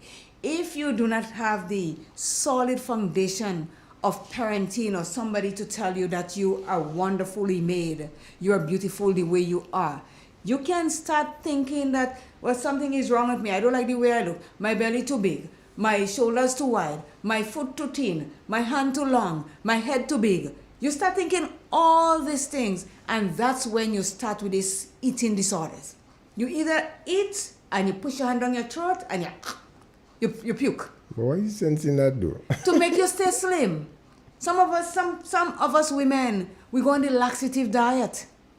We drink, well, I don't know if they could stand Epsom salts or whatever, but they drink all those kinds of laxative so that they just flush the system out. It makes you terribly dehydrated, because you know when we were younger and they used to give us castor oil and Epsom salts and so to drink. Yeah. What they used to accompany it with? Soup. Soup. After they give us castor oil and so they make soup for us to drink. We didn't know why. But when you do these laxative things and then it dehydrates your body, it takes away all the water level in your body, it just drains you. So they used to give us soup after castor oil and soup after this. So when these people eat, especially if they have to go to a function tomorrow, and they pung themselves with food today, and they have that dress and they're watching it look long and lean, and then they look like, my belly too big. They binge on laxative also. They take a lot of laxative just to flush the system out. They don't eat for the day. And then sooner or later you hear them end up in hospital and you're wondering why. These are the things that we as humans do to ourselves in the name of looking good. For what and for who? If you're looking good, you're supposed to do it for yourself. Not look at somebody else out there, because everybody is built differently. Every one of us. Certainly. I cannot look like you and you cannot look. We may come close, but we're still not the same person. So unless we do not accept who we are, then we're going to have all these kinds of problems. And it says as in your teens and early 20s, when you look around now, what you're seeing with the young people these days, really and truly, pay attention. I'm not telling you to pay attention now, but think about what you see on the road these days when you look at the young people, the teens and in the early 20s. Do you see the way they dress? Do you see how they look? Yes. And that could be the beginning of the binge eating thing. Because everybody want to be stick thin, so their midriff is out, their legs are to show the big tattoo on how much belly button, they have belly button thingy, rings or whatever they have there, Yeah. and all it. So they want to look their best. So if they start eating and somebody, their friends say, well, what happened to you, girl? You look as though you're putting on weight. Well, that sends off a trigger and they think, I put on weight, so I'm going to wear my short jeans, and how am I going to, although some of them don't care, they wear their legs like thunder ties, but they wear their short. But this is how and when it starts, in that early part. And then if you don't curb it, or you don't have someone to point in the right direction, gesture, you are a goner. But Claire, I come to realize personally, I don't tell people about the weight, whether it's weight loss or weight gain. Some people are serious. It is a sensitive thing. Yes, it is very sensitive. I'm with you there. You don't ever tell people about the weight, man. Serious. But you see, then again, it has to do with the people that you know and people that you have in your life. You understand? Yeah, maybe not. You that's can't true just too. go Yeah. telling. I can't just go telling people, "Oh, you're fat," and although some people have no qualms about telling you if you put on 5 pounds or not. It happens to me, and I say, is that all you can tell me? The first thing you see, that's all you can see, that I put on weight or I lose weight? How about, hey, how you doing? Is everything okay in your world? Because you may not know why I put on the weight or why I lose the weight. I could be suffering from thyroid problems. You understand? Yeah. I could have Graves' disease, that anything I eat, it just flushes through my system, so I can't put on a pound. You understand? So when these things happen, you don't just tell people they put on weight or they lose weight. You have to know that person and know them very close. It is a very sensitive topic to when you see somebody say, just you put on 10 pounds. What's wrong with you? I could do that to some people that I know because I know who they are and I know they wouldn't take offense to it. But you can't just come out of the blue and tell me anything. No, I'll eat you up. Yeah, personally, I don't really tell No. people the weight because I realize and I've learned quite a long time from the sort of reaction and come out from it. Yeah. Good morning to Shirley Scarrett. Good morning to Evan John Roberts. Lynette John out there in Montreal. Good morning to you. I know that you're listening. I don't really forget you, but sometimes my brain just go whack. Bernadette Abraham, good morning to you too. And it says here just the factors that can increase your risk of developing binge eating disorder includes family history, dieting, psychological issues. And let's take it from there. Family history. You're much more likely to have an eating disorder if your parents or siblings have or had an eating disorder. This may include that inherited genes increase the risk of developing an eating disorder. So remember we talk about genetics. Yeah. So if anybody in your family had that, chances are you will too. Unless you're able to combat it by seeking treatment early. It also says dieting. Many people with binge eating disorder have a history of dieting. Dieting or restricting calories during the day may trigger an urge to binge eat, especially if you have symptoms of depression. And we all know and we all hear it day after day after day that people that are depressed, they eat themselves into more depression. Yeah. They will take out a tub of ice cream in the fridge and with no qualms just eat it all. So They will buy burgers, they will buy things, and even though they see themselves expanding and they have to buy bigger clothes, light bulb does not go off to say, well, hey, I was 14 last month, this month I'm 16 and 18, let me check myself. No, because they become comfortable eating the way they're eating. And before you know it, there's a program called the 600-pound person. People like that eat themselves into just lying on a bed and they can't move and everybody have to look after them. Yes. So it is genetic. And dieting caused that too. Here are the psychological issues. Many people who have binge eating disorder feel negatively about themselves and their skills and accomplishment. Triggers for binging can include stress, poor body self-image, and the availability of preferred binge foods. So, okay, again we go to low self-esteem. So just if you tell yourself that you're not worthy, you're not good enough for this, you're not good enough for that, when you look around and you look at everybody around you that you think in your mind, in your warped state, in your warped mental state, think that they're looking better than you, guess what you do? You make food your best friend. And food cannot tell you stop. And food wouldn't say, hey girl, stop eating like that. Food will just, you eat food and you just continue. Food can talk. Food can tell you no. The only way food is going to tell you that you're eating too much of me is when you start to puke. Or you can sit down, you can stand up, you can lie down because you're uncomfortable in your own skin, in your own body. That's when food can talk to you. You're trying to compete. You're competing with food and all. And food going to win. Because food cannot, food has no control. You have control over it. But so this problem, this binge eating, man, it's more or less they allow the taste buds to take control of even the consciousness of healthy eating practices. They never told you that the food and so was tasting good, you know. They didn't say that. They just said you eat. And sometimes you eat because the food is in front of you. Okay, let me put it this way, Jester. You had ice cream. There is pizza. There is burger.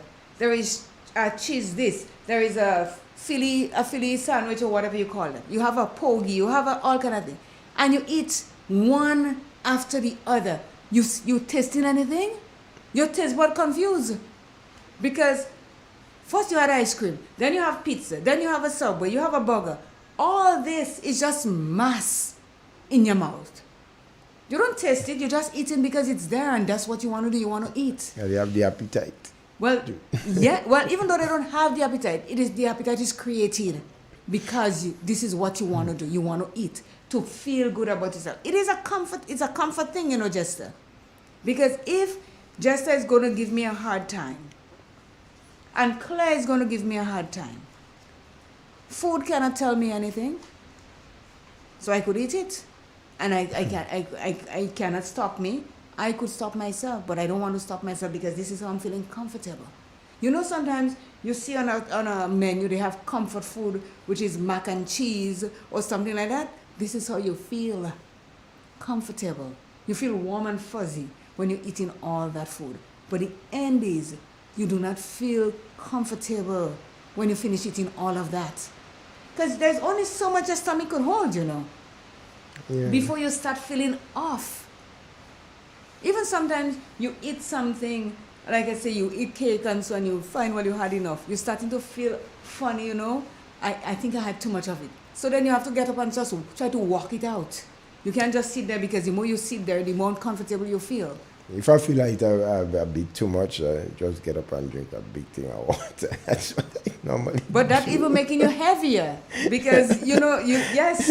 And that's why they said that before you eat any meal, about an hour before, have a glass of water. That way, you don't eat as much because the water is already inside of you. We have a call. Good morning.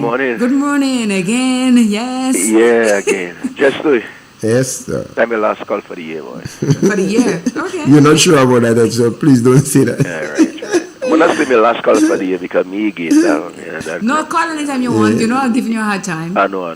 You're always right. But listen now, on a serious note, coffee in the morning and just, you have some people that are specialists in eating, you know. Mm-hmm. You have some people that will eat a cow and the calf. And if you pass, they eat you and nothing happen to them, you know. You have people that could just sit down and just eat food. And when they get up, like they don't eat, you know. And these people, Claire, how do you really explain that? I'm listening to you off air. Okay. All right. Now, there's some of us that have fast metabolism. And some of us have slow ones. Those of us that has fast metabolism, when you eat, as you're eating it burns it. So you don't feel that heaviness in your stomach because it's working. It's really working for you. And maybe, I'm not even sure if it's working over time, but it's working. So you see some people that eats, and they eat, as I said, they eat, and when they get up, their stomach as flat as a bakes with no baking powder or anything.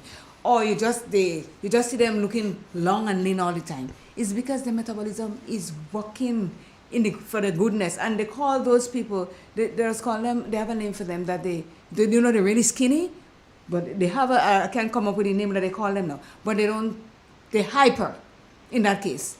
It's because things are always happening inside them. Whereas with me, mine might not be as fast, but it's not slow either.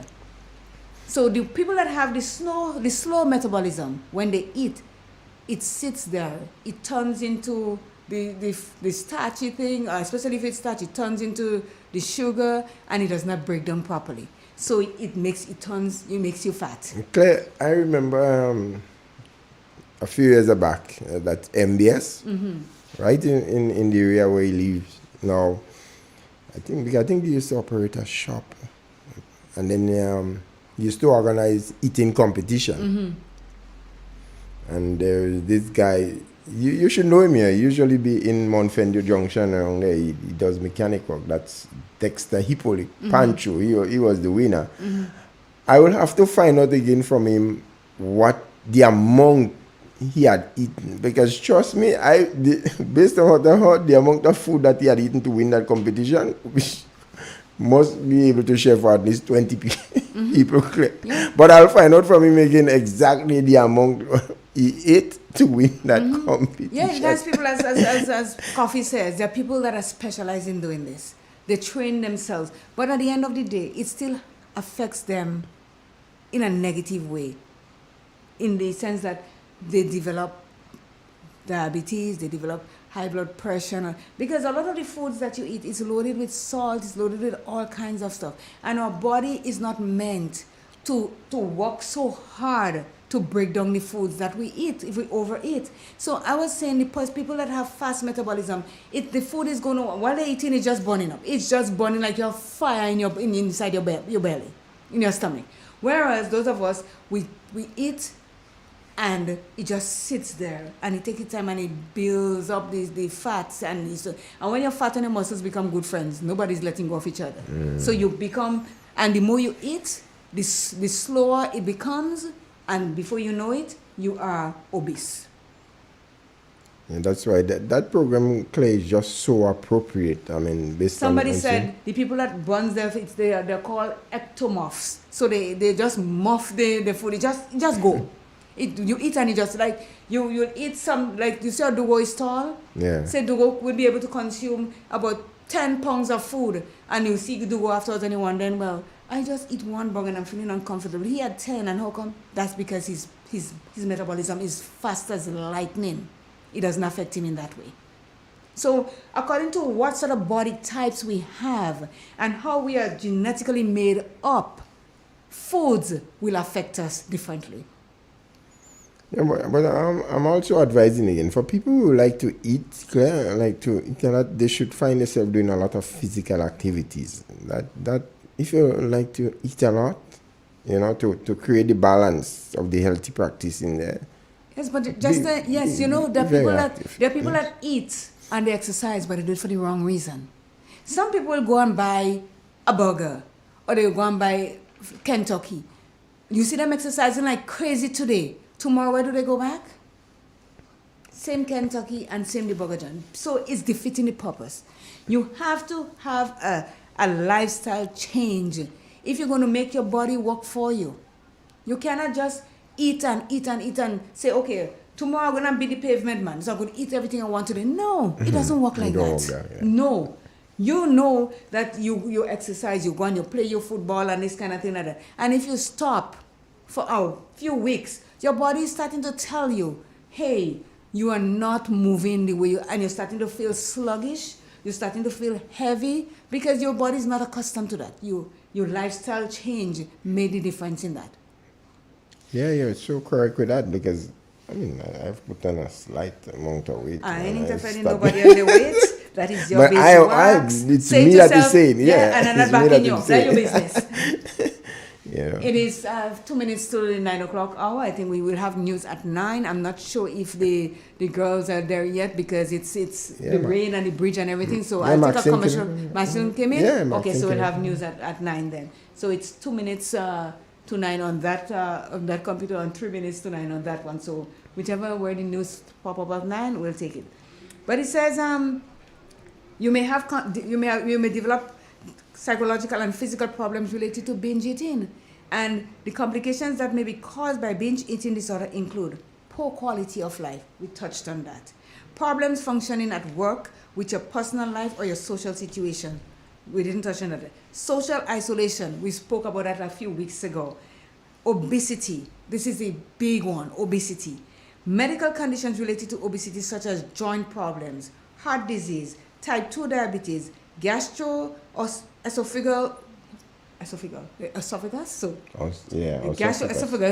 reflux diseases, I'm going to say it just now, and some sleep-related breathing disorders. Psychiatric disorders that are often linked with binge eating disorders include, we're going to talk about it when I come back, depression, bipolar disorder, anxiety, substance use disorder. So when we come back, we'll talk about it. It is 9 o'clock. We have news coming up, and then we'll come right back. Triple N. Informative, entertaining, and first. Every hour on the hour.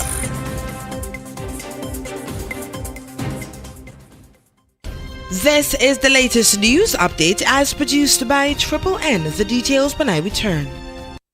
In an industry where customers expect quality, M&N Hardware Limited is a leader in locally manufactured aluminum windows, doors, roofing, and guttering. Our manufacturing division is efficient, flexible, and will always go the extra mile to surpass customer expectations. If you need security, sash, casement, or projected windows, we're able to do it. Our security and heavy-duty doors are state-of-the-art and can be customized specifically for you.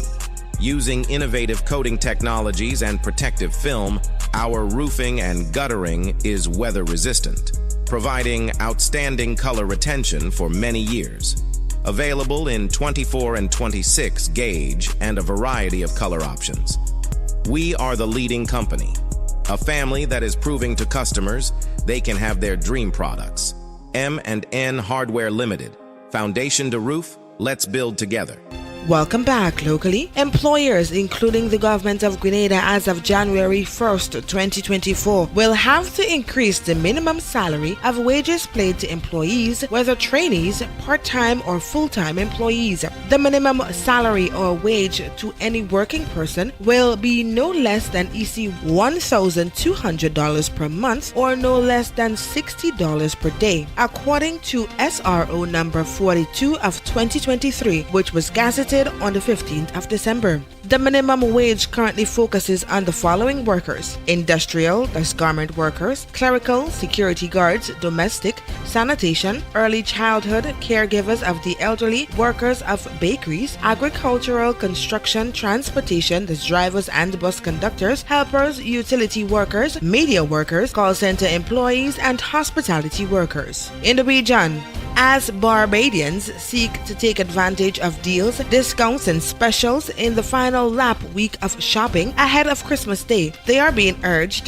to exercise some measures of control and planning as they spend. This advice from National Coordinator of the National Financial Literacy Program, David Simpson. He says wisdom should also be exercised when buying food.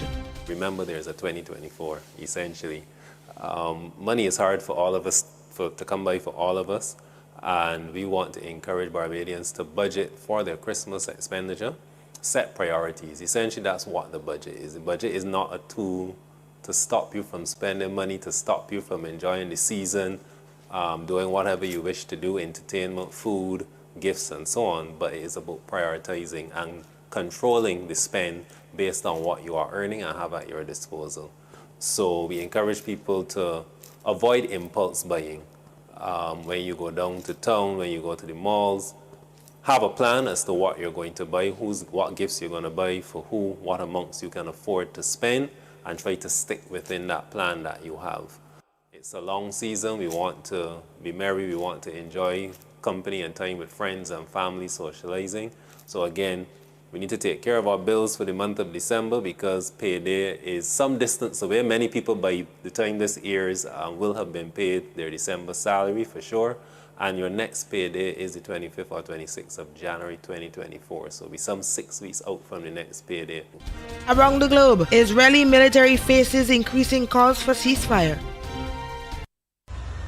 Israeli troops operating in the Gaza Strip. On Monday, the Israel Defense Forces, IDF, released the footage as it faced calls for a ceasefire from some of its closest European allies. The war has flattened large parts of northern Gaza, killed thousands of civilians, and driven most of the population to the southern part of the besieged territory. It's sometimes difficult to comprehend, difficult to fully fathom the lengths at which Hamas is willing to go in order to kill Israelis.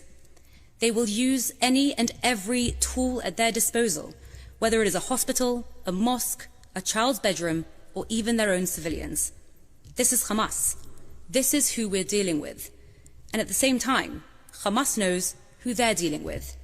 They know very well that the IDF is committed to international law and values. So Hamas goes to great lengths to use this against us. Hamas is weaponizing international law. Hamas is using our humanity to wage war. Israel's Prime Minister Benjamin Netanyahu has vowed to bring back the estimated 129 hostages still in captivity, while Hamas has said no more hostages will be released until the war ends. And in sports, world 1500-meter champion Josh Kerr says he has been preparing for the Paris Games for 14 years and is ready to be an Olympic champion next summer. The Scot won the world title in Budapest this summer after claiming bronze at the delayed Tokyo Olympics. But the 26-year-old feels no added pressure to deliver Olympic gold. This ends the latest news update as produced by the Northern News Network. I am your presenter Maxine Antwine, thanking you for joining us. Triple N. Informative, entertaining, and first.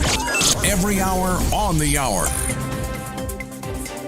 Renlec presents Christmas Safety Tips. Always unplug Christmas tree lights before leaving home or going to sleep. Check lights for damage each year before using them. Discard lights with frayed wires, loose connections, and cracked sockets. Do not overload your wall outlets or extension cords. Remind children to never touch lights or outlets. Select lights appropriately. Never use indoor lights outside and vice versa. Happy holidays from Grand. On Friday, the 22nd of December at 5 p.m., Classic Furniture will be having a food hamper draw. To enter the draw, you need to submit your name, phone number, and address on a slip of paper and placed in the box provided. So come in today and get a chance to be that lucky person. On behalf of the management and staff of Classic Furniture and Shantimel Co-op, we say thank you to each and everyone that supported us throughout the years, and we look forward to your continuous support for 2024 and beyond. Grenada, as we celebrate 50 years of independence. I love my Grenada. Made in Grenada presents the celebration of 50 years of Calypso. Open me a little better night, honey. One stage. No, not so fast. One show. Grenada's best Calypsonians performing Grenada's greatest hits. Sunday, February 11th, 2024 at 6 p.m. sharp. Grenada National Stadium. More information coming soon. When the DJ play Peter Humphrey, she raise her hand and she tell me, making no place sweeter than home. The St. Patrick's Anglican Parish Church presents its annual Black and White Boxing Day Dance, Tuesday, December 26th at the St. Patrick Anglican School Auditorium. Starting time 9 p.m. Tickets cost $25 for single, couple $45. Music by two popular DJs. A complimentary drink on entry for early birds. Dress code strictly black and white or black or white. I'll see you there.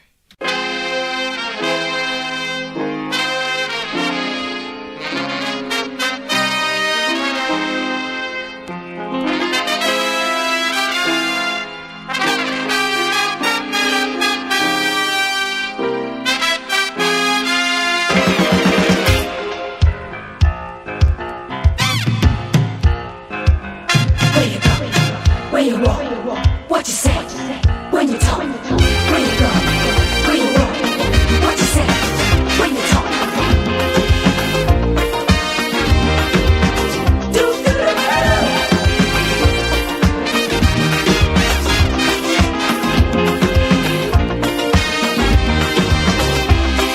It's a hungry world out there, with everybody scrambling to get a share. Wolves in sheep clothing, birds of prey waiting to swoop down on you, and there's no telling what they'll do. You gotta be careful. You gotta be careful.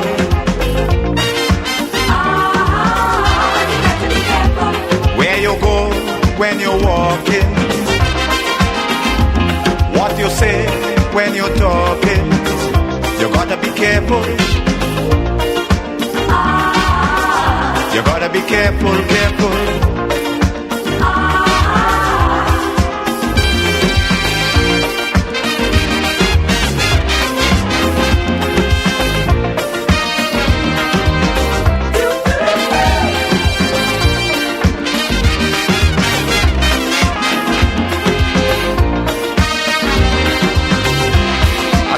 St. Patrick's Pharmacy. St. Patrick's Pharmacy.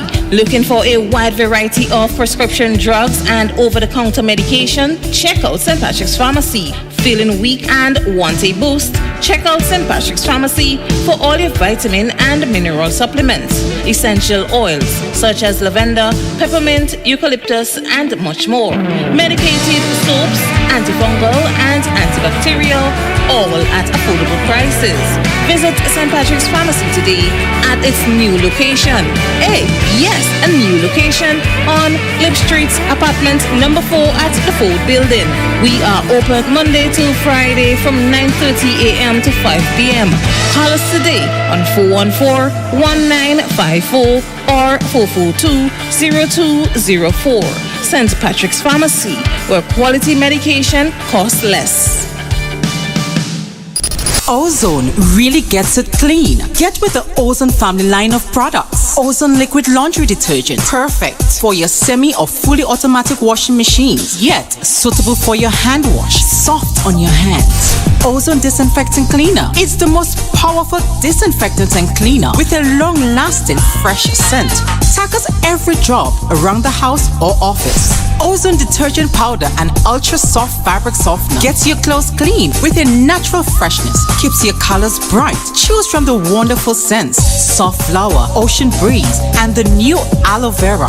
Keep your kitchen sparkling clean with the Ozone dishwashing liquid, Ozone sponges, and cleaning cloth. Ozone toilet bowl cleaner removes lime scale and kills germs while giving your toilet a refreshing scent. Ozone really gets it clean. Marketed and distributed by Calico, Frequente St. George's, and are available at shops and supermarkets nationwide.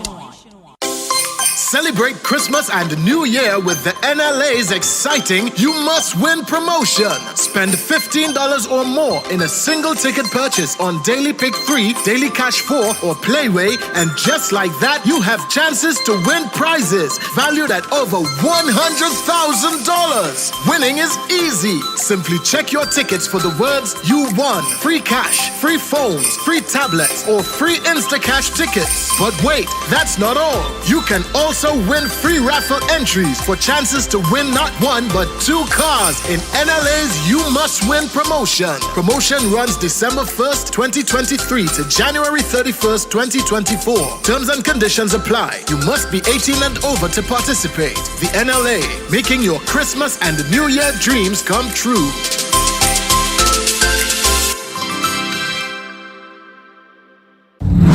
$150,000 in cash and prizes to be won. This Christmas is on us. Sign up in store or online today at discoverflow.co.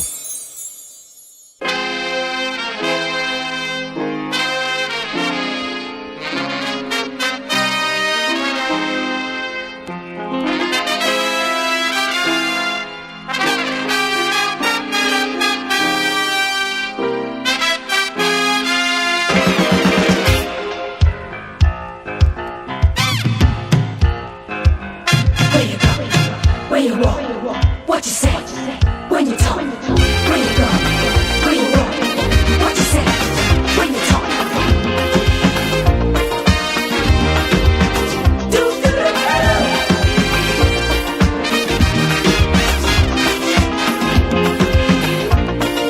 Now I've got an update for you in regards to the bridge closures and what the rain is doing.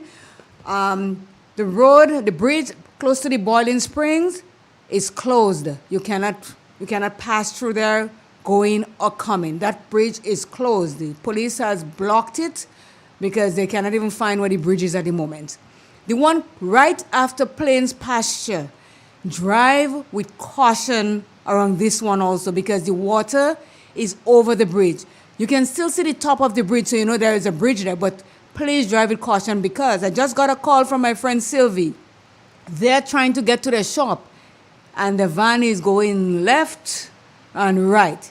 The water is that heavy that it can go with your vehicle. So drive with caution. As I'm saying, and I'm telling you from my end, if you do not have to go anywhere, stay in your home until the water recedes. It is dangerous on the bridges. The one at the Sulphur Spring, close to the Sulphur Spring, is closed. It's blocked. Traffic cannot go through there. The one closest to the Plains Pasture, right after me, it is overflowing. The water is moving heavy. You cannot go anywhere fast. Drive cautiously there, very cautiously. And if you do not have to go anywhere, just stay in your home at the moment. It is not worth losing your life to get to somewhere. It is raining cats and dogs, elephant, men, everything in St. Patrick at the moment. In Sotez and in St. Patrick area, stay in your house for now. This is the warning from the police. And with the bridge closed, and I'm giving the warning to stay in your house if you do not have to go anywhere because the water is dangerous. Which direction you going? You gotta be careful. You gotta be careful, careful. Where you go, where you walk, what you say, when you talk. Where you go, where you walk, what you say, when you talk.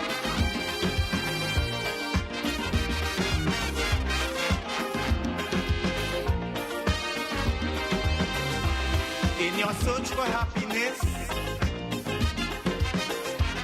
you gotta leave a little room for loneliness.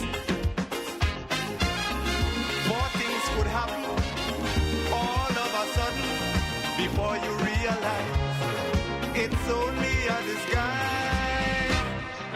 Let me tell you how I love my peeps in planes. I'm getting the calls left, right, and center. My brother just called. He says, Claire, the water is high up. It hasn't reached the bank to overflow the new house that is built yet, and it hasn't touched my places yet, but it is way up there. They need the bridge.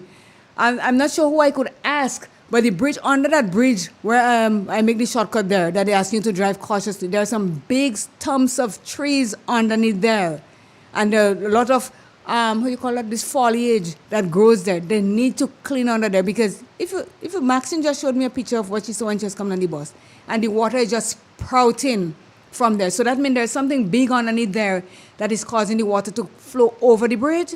It needs to be cleaned. So once the water recedes, I think people need to go see what's going on under there. We are underwater in Plains and in St. Patrick's at the moment, and do not take it as a joke. If you do not have to go out, stay indoors. Don't play fast and say, okay, I'm going and see what's going on out there and walk. The water will go with you. Stay in your house. Go ahead. Thanks. The next thing we need to advise is that people should store water, because usually in a condition like that, the dam water gets affected. Yes. you would not have running water in your tap. So you should, if the water is, you have it now, you should store water in clean covered containers. Really. And that is a good time to tell people, buy a tank if you can. It will save you. May not be able to the water may not be able to reach upstairs, but you can get it downstairs to take a bucket of water and bathe if you need to. So if you can invest in a tank, do that, because we see the weather pattern that we are having. It just comes like boom, and that's it. Look at the amount of water we are having. Yeah. And it only started about 4 o'clock this morning, and look, it's still raining here. And St. George's has sunshine. I hear that. It's coming for you all along the whole tight. Joe, enjoy your sunshine as you speak, but let me tell you, we are underwater here. So just so we're going back to our thing. So before we went to the news, it talked about the complications that you can have for binge eating disorder, and it talks about poor quality of life. That is a given. Because if you're going to be eating and eating and eating, it puts strain on your organs. They have enough work to do without we helping it to go the other way. Especially, your bladder, your liver, your pancreas, your kidney. You're putting a lot of strain on those organs when you overeat. We eat normally, and it has to really work hard to get us to come back to the normal part of we get hungry and we eat again. But if you're hungry, you're not hungry and you're just eating because you see food, you are killing yourself slowly. This is what poor quality of life is all about, because when you see things and you want to do it, you can't, because you can't breathe properly to begin with. Your breathing is labored. You cannot walk a far distance because you really and truly can't. You don't have the energy and the weight that you have to go along with it. Call, I'm coming to you. Problems functioning at work. Your brain is going to be lackadaisical. You can't think properly because you're thinking about food all the time and you just want to eat, and it's the food on your mind. You have no personal life. And your social situation, then that comes with no personal life, because if you are there, you cannot go anywhere, nobody to see you, nobody to talk to. You are in isolation when it comes to social isolation also. Let's take the call. Good morning. Good morning to you, CJ. Good morning, Miss Matheson. How are you? I'm all right, and how are you? I'm good, thank you. Good morning, Miss Matheson. Oh, good morning to you, my darling. God bless you too. Thank you. Thanks. Good broadcasting. I'm not making contribution, but I'm just answering to the plea for the nation in Grenada. You're not experiencing a lot of rain. Mhm. But this side of the island in Carriacou, we don't get it much. Okay. We get some this morning, and then it stopped. I was able to walk down the road, walk down the hill, and come back up. Mhm. Yes, the ground is wet, but not that much like what it says. Oh, we need to always have the cup full and Mhm. overflowing. That's so true. I think if you get further up, because the boat is coming up, fill up a barrel up. We'll try. Thank you very much.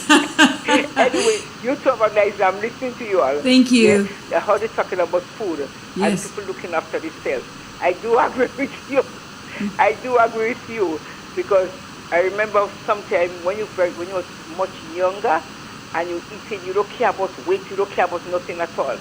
Everything is in the right proportion in your body. Mhm. But sometimes when you get a bit older, things going way out of proportion. Yes. You don't want the belly to be there, but it's going there. Mhm, it's You true. want to dress and it's not going the right way. And sometimes it don't hang right because things is not right in your body. Mhm. But as you said, on a whole this Christmas, this festive season, be careful. We have to be very, very careful how we eat and what we eat and how much we Yeah. want to consume in our body. Our body is a little body and you have a lot of organs, and it's depending for the right nutrients to go into your body so we could be healthy. Mhm. Because we don't want to take all our money and give it to doctors. True, quite I'm true. speaking Yeah. from experience. Yes, yes. Take all the money you have and give it to doctor. We don't want that. And they gladly take it. So, but beautiful program, wonderful program, addressing the nation. Tell them to look after the health. Look after the health, which is the body. Mhm. If you look after the health, you look after your mind, everything will come together. So beautiful program. Thank you. Excellent. All right. You have a nice day. Thank you so bless much. You too. too. God bless you, Jester too. God bless you. Thank you, Mrs. Matheson. You have yourself a lovely day and say hello to the husband. Yes, I will do that. Thank you very much. All right. God bless you. Bye-bye. All right. Bye. Yes, Chester. So, let me see something. One moment, please. So,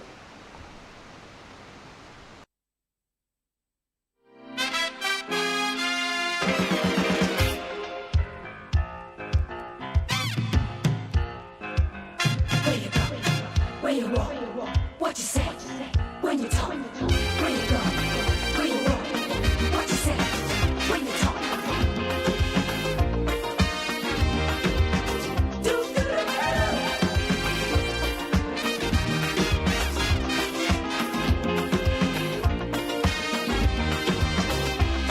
It's a hungry world out there,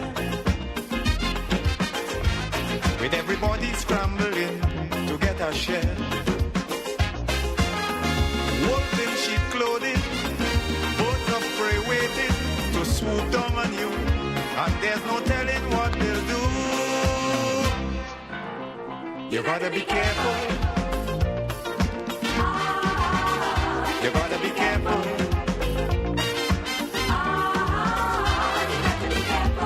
Where you go when you're walking, what you say when you're talking, you gotta be careful. You gotta be careful, careful.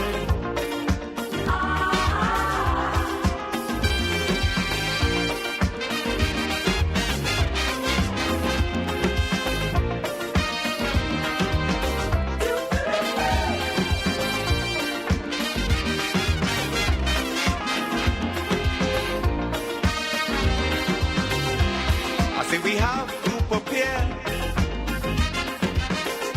to meet the challenges of life without fear. Greed and jealousy. St. Patrick's Pharmacy.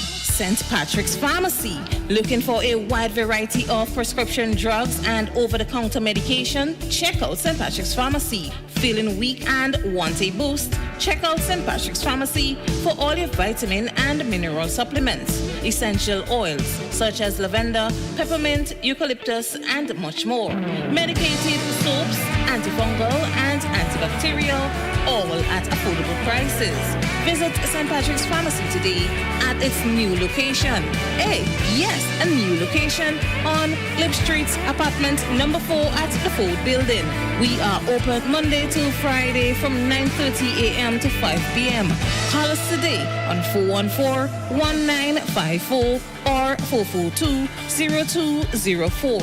St. Patrick's Pharmacy, where quality medication costs less. Ozone really gets it clean. Get with the Ozone family line of products. Ozone liquid laundry detergent. Perfect for your semi or fully automatic washing machines. Yet suitable for your hand wash. Soft on your hands. Ozone disinfectant cleaner. It's the most powerful disinfectant and cleaner with a long-lasting fresh scent. Tackles every job around the house or office. Ozone detergent powder and ultra soft fabric softener gets your clothes clean with a natural freshness. Keeps your colors bright. Choose from the wonderful scents: soft flower, ocean breeze, and the new aloe vera. Keep your kitchen sparkling clean with the Ozone dishwashing liquid, Ozone sponges, and cleaning cloth. Ozone toilet bowl cleaner removes lime scale and kills germs while giving your toilet a refreshing scent. Ozone really gets it clean. Marketed and distributed by Calico, Frequente St. George's, and are available at shops and supermarkets nationwide.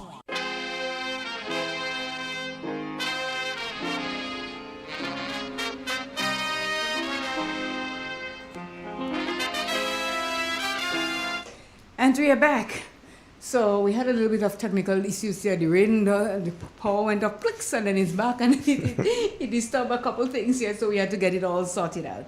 So just another part of the complication of binge eating disorder is obesity, and we spoke about that earlier this morning, where you eat so much that your metabolism is hypo, so it slows everything in your body is slow because your organ is working so hard to break down the food, the amount of food that you eat. So in that case, it makes you wide. It makes you really, really heavy, and then you develop obesity. And then you have diabetes, you have high blood pressure, you have kidney failure, you have heart disease, you have a whole set of things, because here it says psychiatric disorders are often linked with the binge eating disorder includes depression, bipolar disorder, anxiety, substance use disorder. Do you know what bipolar is? No, I don't know what bipolar is. Okay, I'll be talking to you right now, nice as pie, and just something just send me off, and I go the other side totally, and then I'll come back nice again. That's what bipolar is. The person, they have split personality. 1 minute oh hi Jester, what's going on? We're talking niceness, and you say something, and boom, gone. The other personality of me take over. It is and a lot of people go through bipolar disease. I know a few people like that. But they are not diagnosed because they don't go to the doctor and to see what it's all about. But yes, they could be the people with bipolar go through that. Yeah. And it is amazing to see the swift change that can take place in one person in this twinkle of an eye. So are we saying these sort of people do have a binge eating? No, they don't binge eat. But it says part of binge eating, a complication or the psychiatric disorder for people that binge eat could be that also, they suffer from. And substance abuse. Again, if you're eating and then you see yourself, and it happens a lot to gamers. People that game, that they're in the basement and they're just drinking Coke and they're eating chips and they're just eating, they just order food and they're not moving from the chair. These people can suffer. These are binge eaters because they don't move, they just eat and they play. And that causes them to be depressed at the end of the day. Because when they come up for light, when they come up from downstairs in the basement, they're white as ghost because they ain't get sunshine in a hurry. With the advent of Uber and Lyft delivering your food for you, you don't have to leave your house. So you just order thing, you just go upstairs and you get it and you go back down in the basement or whichever room and you just continue playing your game. And then you develop anxiety attack after because you're so alone that when you get into the midst of people, you don't know how to act. So you have anxiety attack, and then you start to abuse substance. You might drink, and you might smoke, and you're just there. And that again is going to take me to binge drinking.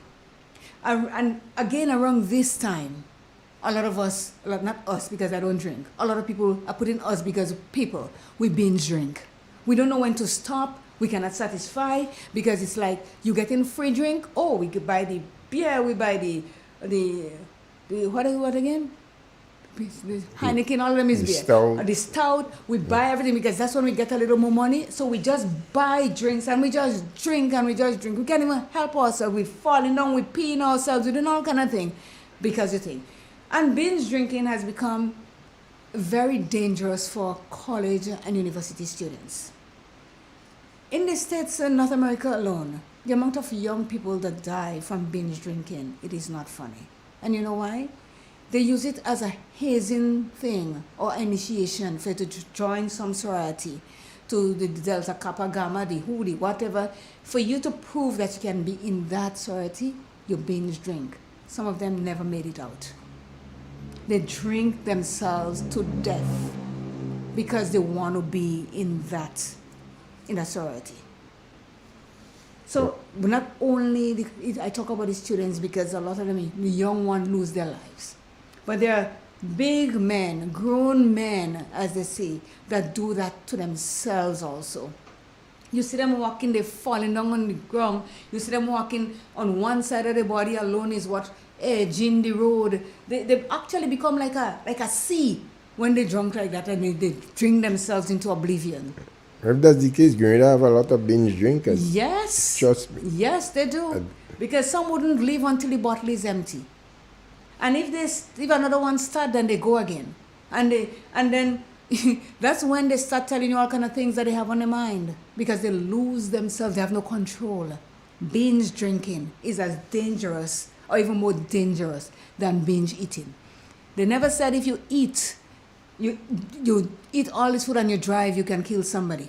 You just feel uncomfortable in your seat. Yeah. But if you binge drink and you tell yourself that you're okay to get behind that wheel,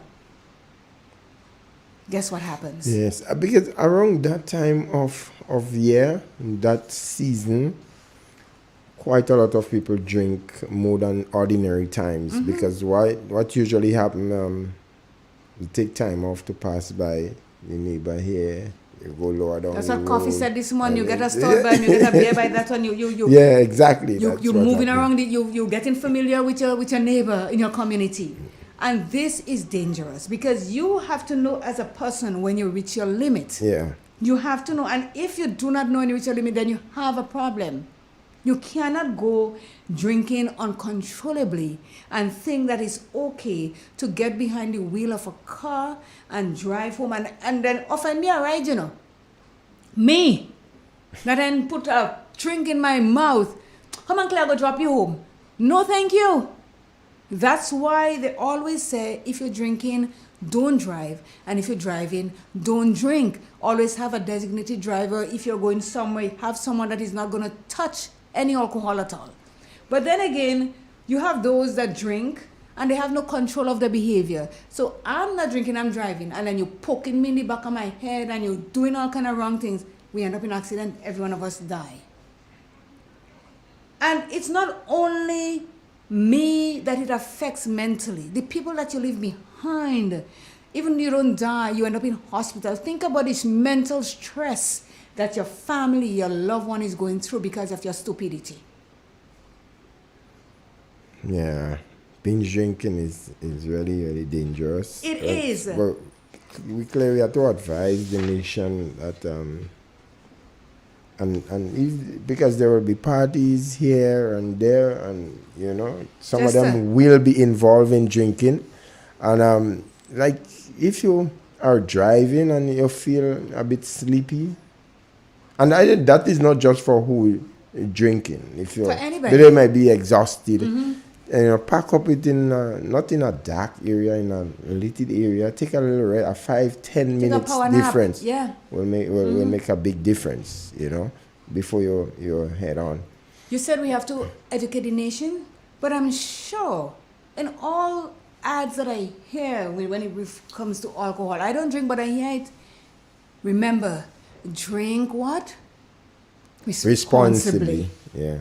So if we do not have control of ourselves, the messages are there. we have to learn to implement what is being said. You take a box of cigarette, you buy a box of cigarette, and it says smoking is dangerous to your health. Yeah. Drinking while you're pregnant is dangerous to your health and your unborn child. Labels are there, but we have to come to that mindset that we have to know when to call it quits.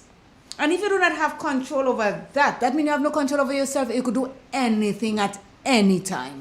But Claire, some people do consume a little alcohol and they are ready to put the excuse on because they consume a little alcohol for doing certain things. I just said it before.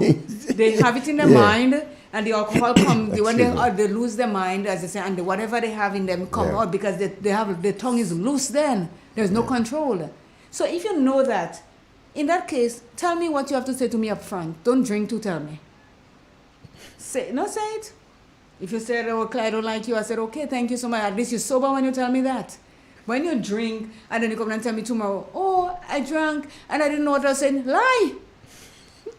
I know of a drinker, right? I don't think he drink that much now again, a guy from Mount Craven down there. And I know he told me already when he wanted to tell people certain things. He drinks. Because these are cowards. They're coward. I look at it that way. If you have an issue with me, if I have an issue with you, I'm coming straight at you. I mean, this is who I am and this is who I will come straight at me and I'll come straight at you and I'm saying just that this is it. And you're going to say, "Well, Claire, this," and we're arguing like mad people, but then we got to a point to each other. Yeah. But I don't have to go and drink because I don't drink, and if it's water drinking to make me do that, then things bad with me. You understand? And Claire, whereas we have a lot of binge drinkers in Grenada, but there are some again, they're not necessarily binge drinkers. They just, some of them, they just have to smell. The body cannot handle the alcohol. Exactly. That's what it is. So then again, you stay away from it. The body cannot handle it. So here it says the prevention for doing all of this. It says, although there is no sure way to prevent binge eating disorder, if you have symptoms of binge eating, seek professional help. Your medical care provider can advise you on where to get help. If you think a friend or loved one has a binge eating problem, steer her or him toward healthier behavior and professional treatment before the situation worsens. If you have a child, foster and reinforce a healthy body image regardless of body shape or size. Discuss any concerns with your child primary care provider, who may be in a good position to identify early indicators of eating disorder and help prevent its development. Remember I said earlier that there are those of us, it says you start binge eating in your early teens and in your early 20s. This is when, and it is pivotal, it is paramount, it is imperative that we talk to our children about our body image. Because some of us may shape as box. Some of us may shape like apple. Some of us may shape like pear. Some of us may shape like the Coca-Cola bottle. We all are created and born in different, made in different body images. But it's not your body image that makes who you are. Because I could be walking around with a Coca-Cola ship and I have inside my head empty as a canister. You understand? That is so true, eh? Yes. Your inside is not there. Tear up like old toilet paper, as they say, wet toilet paper. Whereas you could be not shaped the way you want to be shaped, but you are the nicest person, you're the most intelligent person. People can talk to you, people can get to know you, people can be comfortable around you. So body image has nothing to do with what you have up here, what you think and what you know. It's all about how you treat yourself and look at yourself and tell yourself, I was created beautifully and I was wonderfully made. Yeah, you have to be proud of yourself. That right? you have to be proud of yourself. And if you're not, people could read you and know when to push your buttons and bully you into making you do things that you're not supposed to do, like binge eat, binge drink, because you're feeling lonely, that you have nobody else, nobody cares about you. You learn to care about yourself first and foremost. You love yourself first. Tell yourself that you are who you are. Nobody's going to change who you are. We got a call. Good morning. Yeah, coffee again. Music? I saw, I had was supposed to come back on. Oh, Paul. Paul gone again. You there? I think the phones went off also. Let's see. Yeah, the phones went off. If you're listening on your radio, we have a little bit of technical difficulty again. Grenlag, the lights are playing tricks with Grenlag today. The power went off, so give us a few minutes. The phone is going to come back again, and then you will call us and make your point. So as I was saying, you have to continue to tell your children, just regardless it's boy or girl, talk to them about their body image and let them know that the way your body shape has nothing to do with who you are as a person. We all cannot look the same, and you cannot fit a square peg in a round hole, and vice versa. We have to accept who we are. Some of us, we were born from genetics to have the shape we have. And, some of us, we had some sort of defect as young children or as babies that we had to grow up with. There's a young man that I saw the other day. He was born with polio. But that kid is the nicest young man that I've seen. He smiles, and when he smiles, he just lights up around, I don't know if I should, but he's Sugar's nephew. I don't know if you know him. He walks down there with Sugar.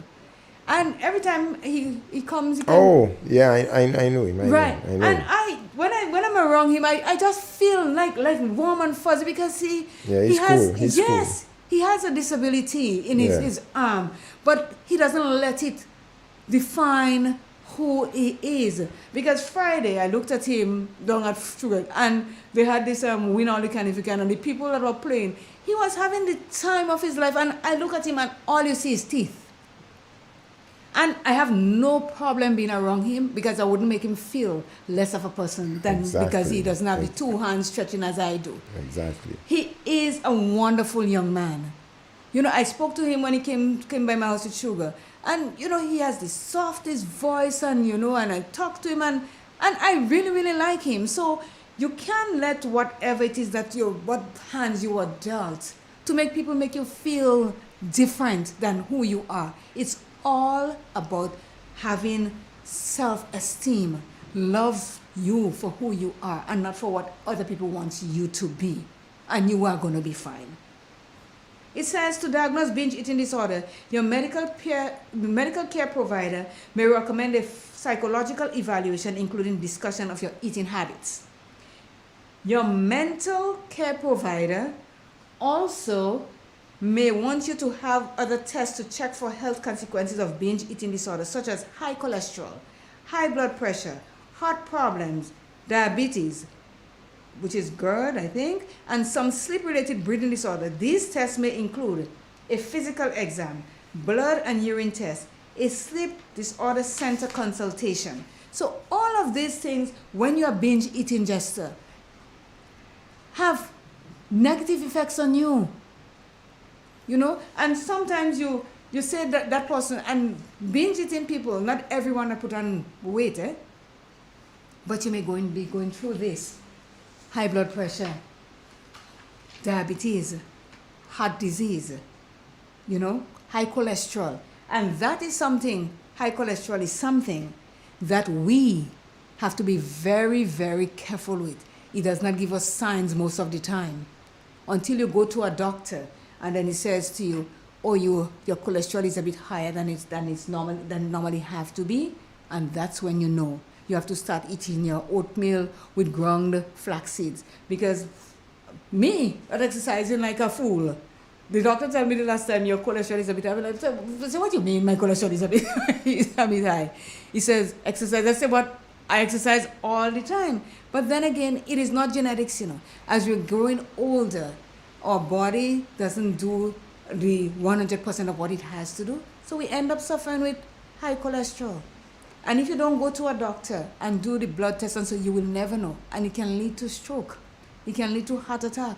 So we have to be mentally on alert with what's going on in our bodies to know when to go to the doctor and check what's going on with us. Because this binge eating thing, and not even only binge, because I don't binge it. A lot of people don't binge it, but they have high cholesterol. And Chester, when was the last time you've been to the doctor? Ask you a simple question, you know. You could either tell me mind my business or Yeah. say I go to the doctor and this is what it is. Just someone ask you been I to the can't doctor. remember. I can't remember. You need to go check. If you see the I way we remember. popping out these days, you maybe you want to just pop out so. But I might kind of miss you. So, you know, and we have a call. Good morning. Good morning. What's up? Good morning. Good morning. How are you? I am good. And how are you?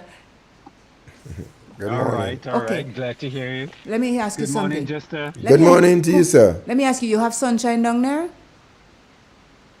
You have what? Sorry? Sunshine. Sunshine? Yes, I have sunshine. Okay, speak. Say what you want to say now. In abundance. Oh, it's okay. Say what you have to say now. I have sunshine in abundance. Okay. In local parlance, I give you guys a butt this morning. I had to go with on another station to do some things with GARP. Okay. Yeah. So you got a butt. You got a butt this morning. That's a Just, good. don't Once take it's it, for a good cause. Don't take it on. Don't take it No, on. I promise I won't. I just calling in to say, you know, the one thing the binge eating is one thing, the binge drinking is a concern for me because I see it more in the young people, as you were saying earlier on, Claire, with the college students. But here it is, we're seeing it younger in Grenada because alcohol in Grenada is seen as something everybody does. And it is not what it should be in our society. I think alcohol is way too available to our young people in the beginning for the first thing. Yeah. There is restrictions, but who's enforcing it? If you understand what I'm saying. And we see it as the sexy thing to do.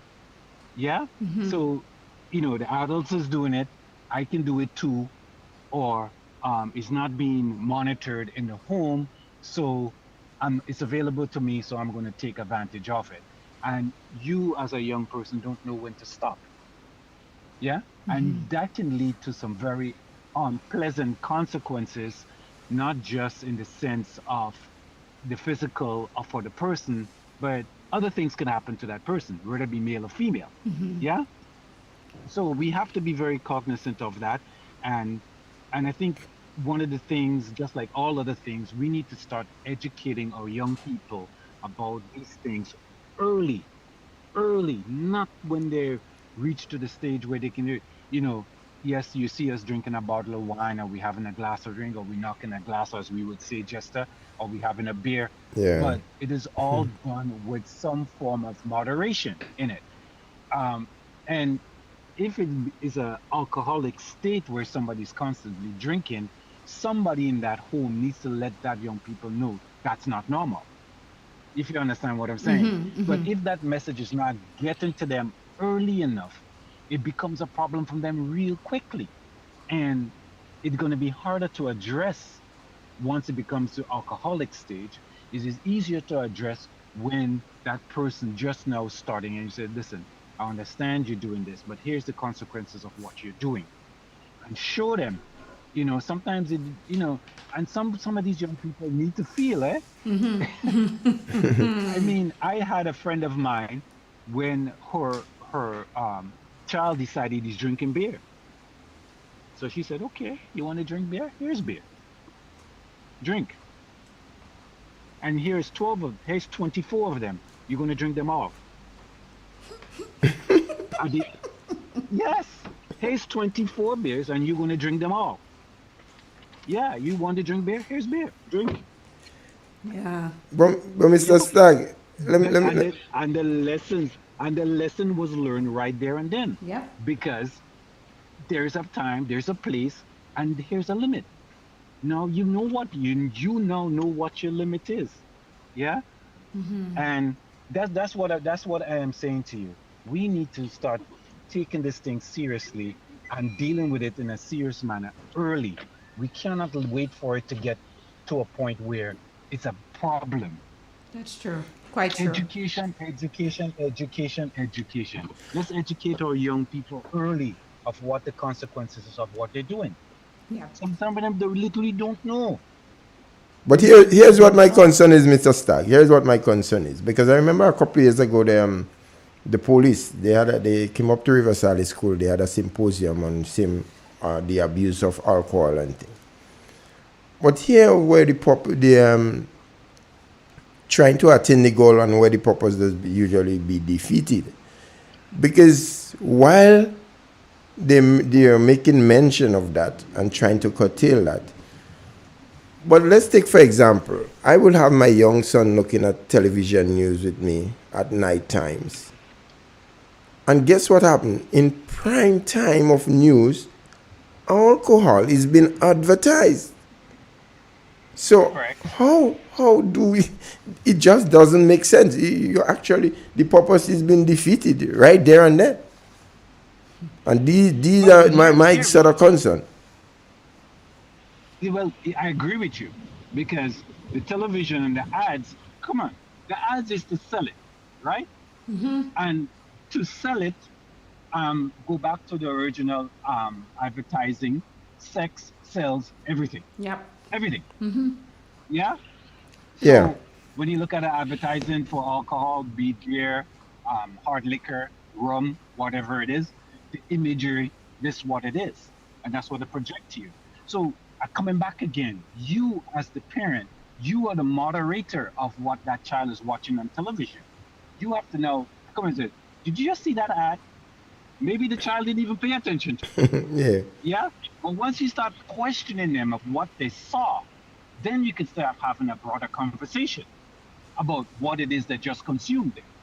Yeah? So if you start questioning them, did you see that ad? And if they said no, which means they didn't pay attention to it. But in the back of their head, remember, advertising is a very, very subtle thing that they do, huh? Yeah. And if you know anything about marketing, there's a lot of sub messages in there that penetrates your brain and you're not even aware of. It's quite serious, true. seriously. Exactly. Yeah. And you go to the store and you're wondering why you're picking up peanut butter. I don't like peanut butter. Yet still you have peanut butter in your hand. It's creamy Yeah, and it's understand what I'm saying? crunchy and makes you want to buy it and eat it, whether you like it or not. Exactly. That's the point of advertising. Yes. So it comes back again to you, the parent, to start having conversations. And this is where I think a lot of it is falling apart. We don't talk to our children. We talk at them. We talk to them. Sometimes they don't answer back to you, but they do hear what you say. Continue to talk to them. Engage them. Yeah? They may not respond in the way you want them to, but at the end of the day, they're hearing what you're telling them. And if you continue, the message will come through. I've experienced it with my children. The message gets through. So continue to talk and engage so that they don't fall prey to these binge eating, binge drinking, and stuff like that. And, you know, sometimes my children was to the point where they'll go to somebody's home and say, do you want something to eat? No. Because they don't feel comfortable to eat, if you understand what I'm saying. They may be hungry, but they will still tell you no. They don't want anything because they're not comfortable. Yeah. I think he got cut off now. And we have another call Have we coming lost through. him? Yes, we did. And we have another call. Good morning. Good morning. How are you?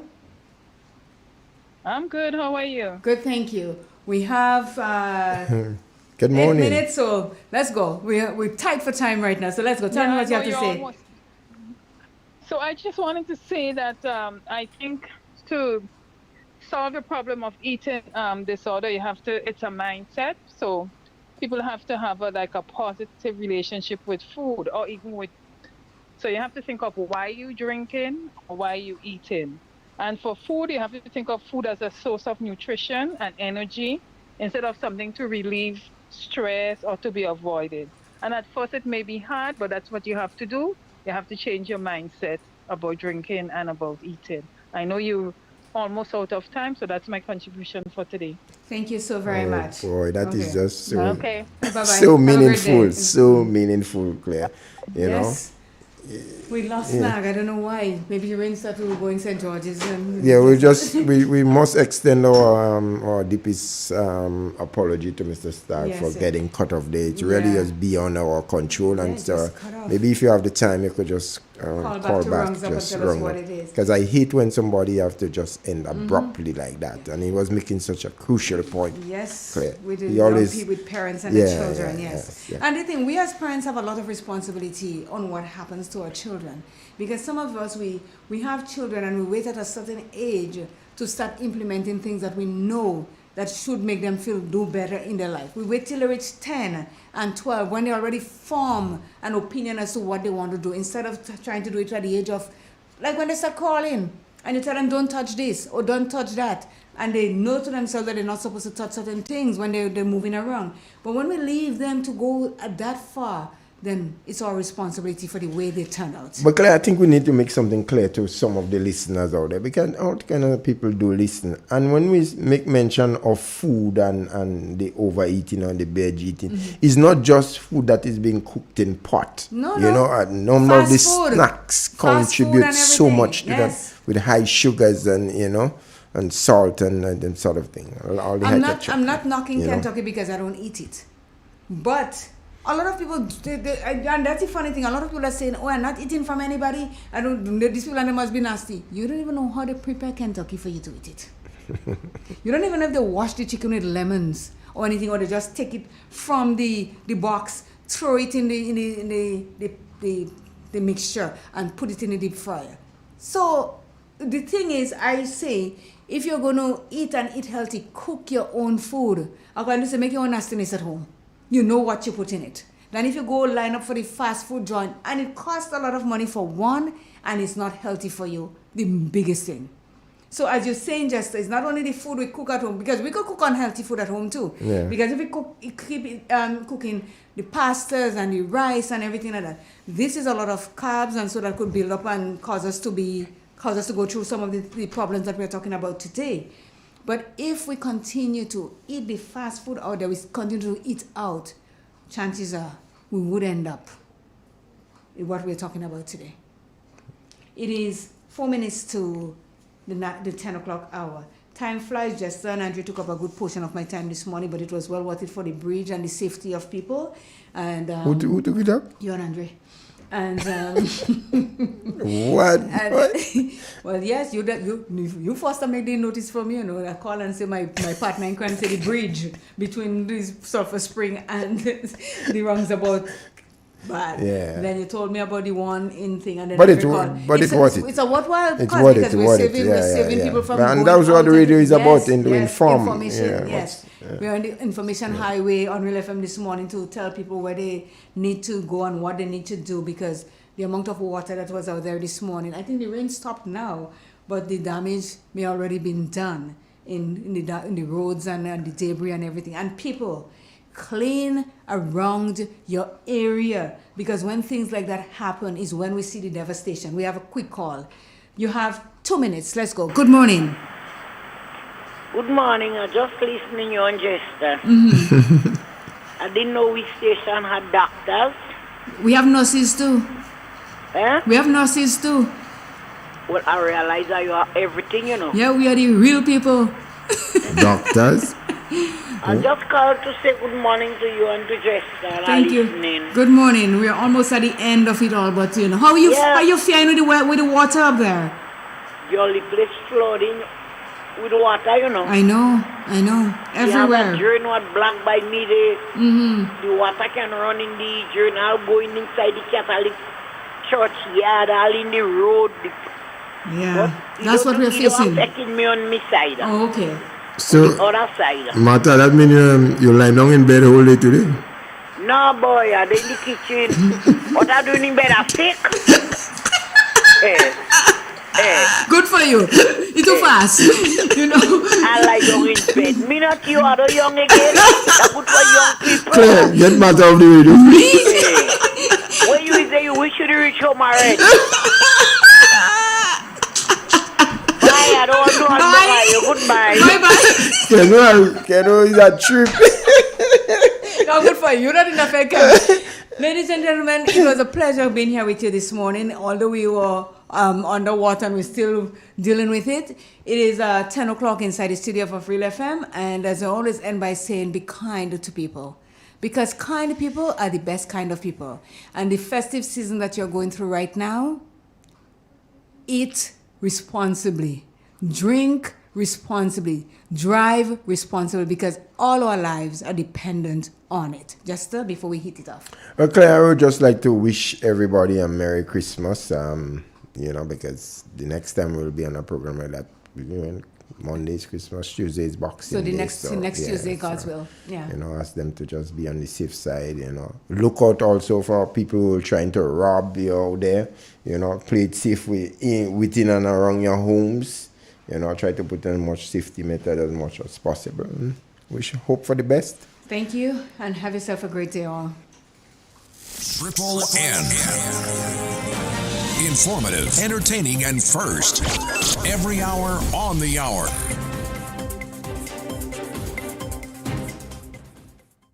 Welcome to the latest news update as produced by the Northern News Network. The details when I return.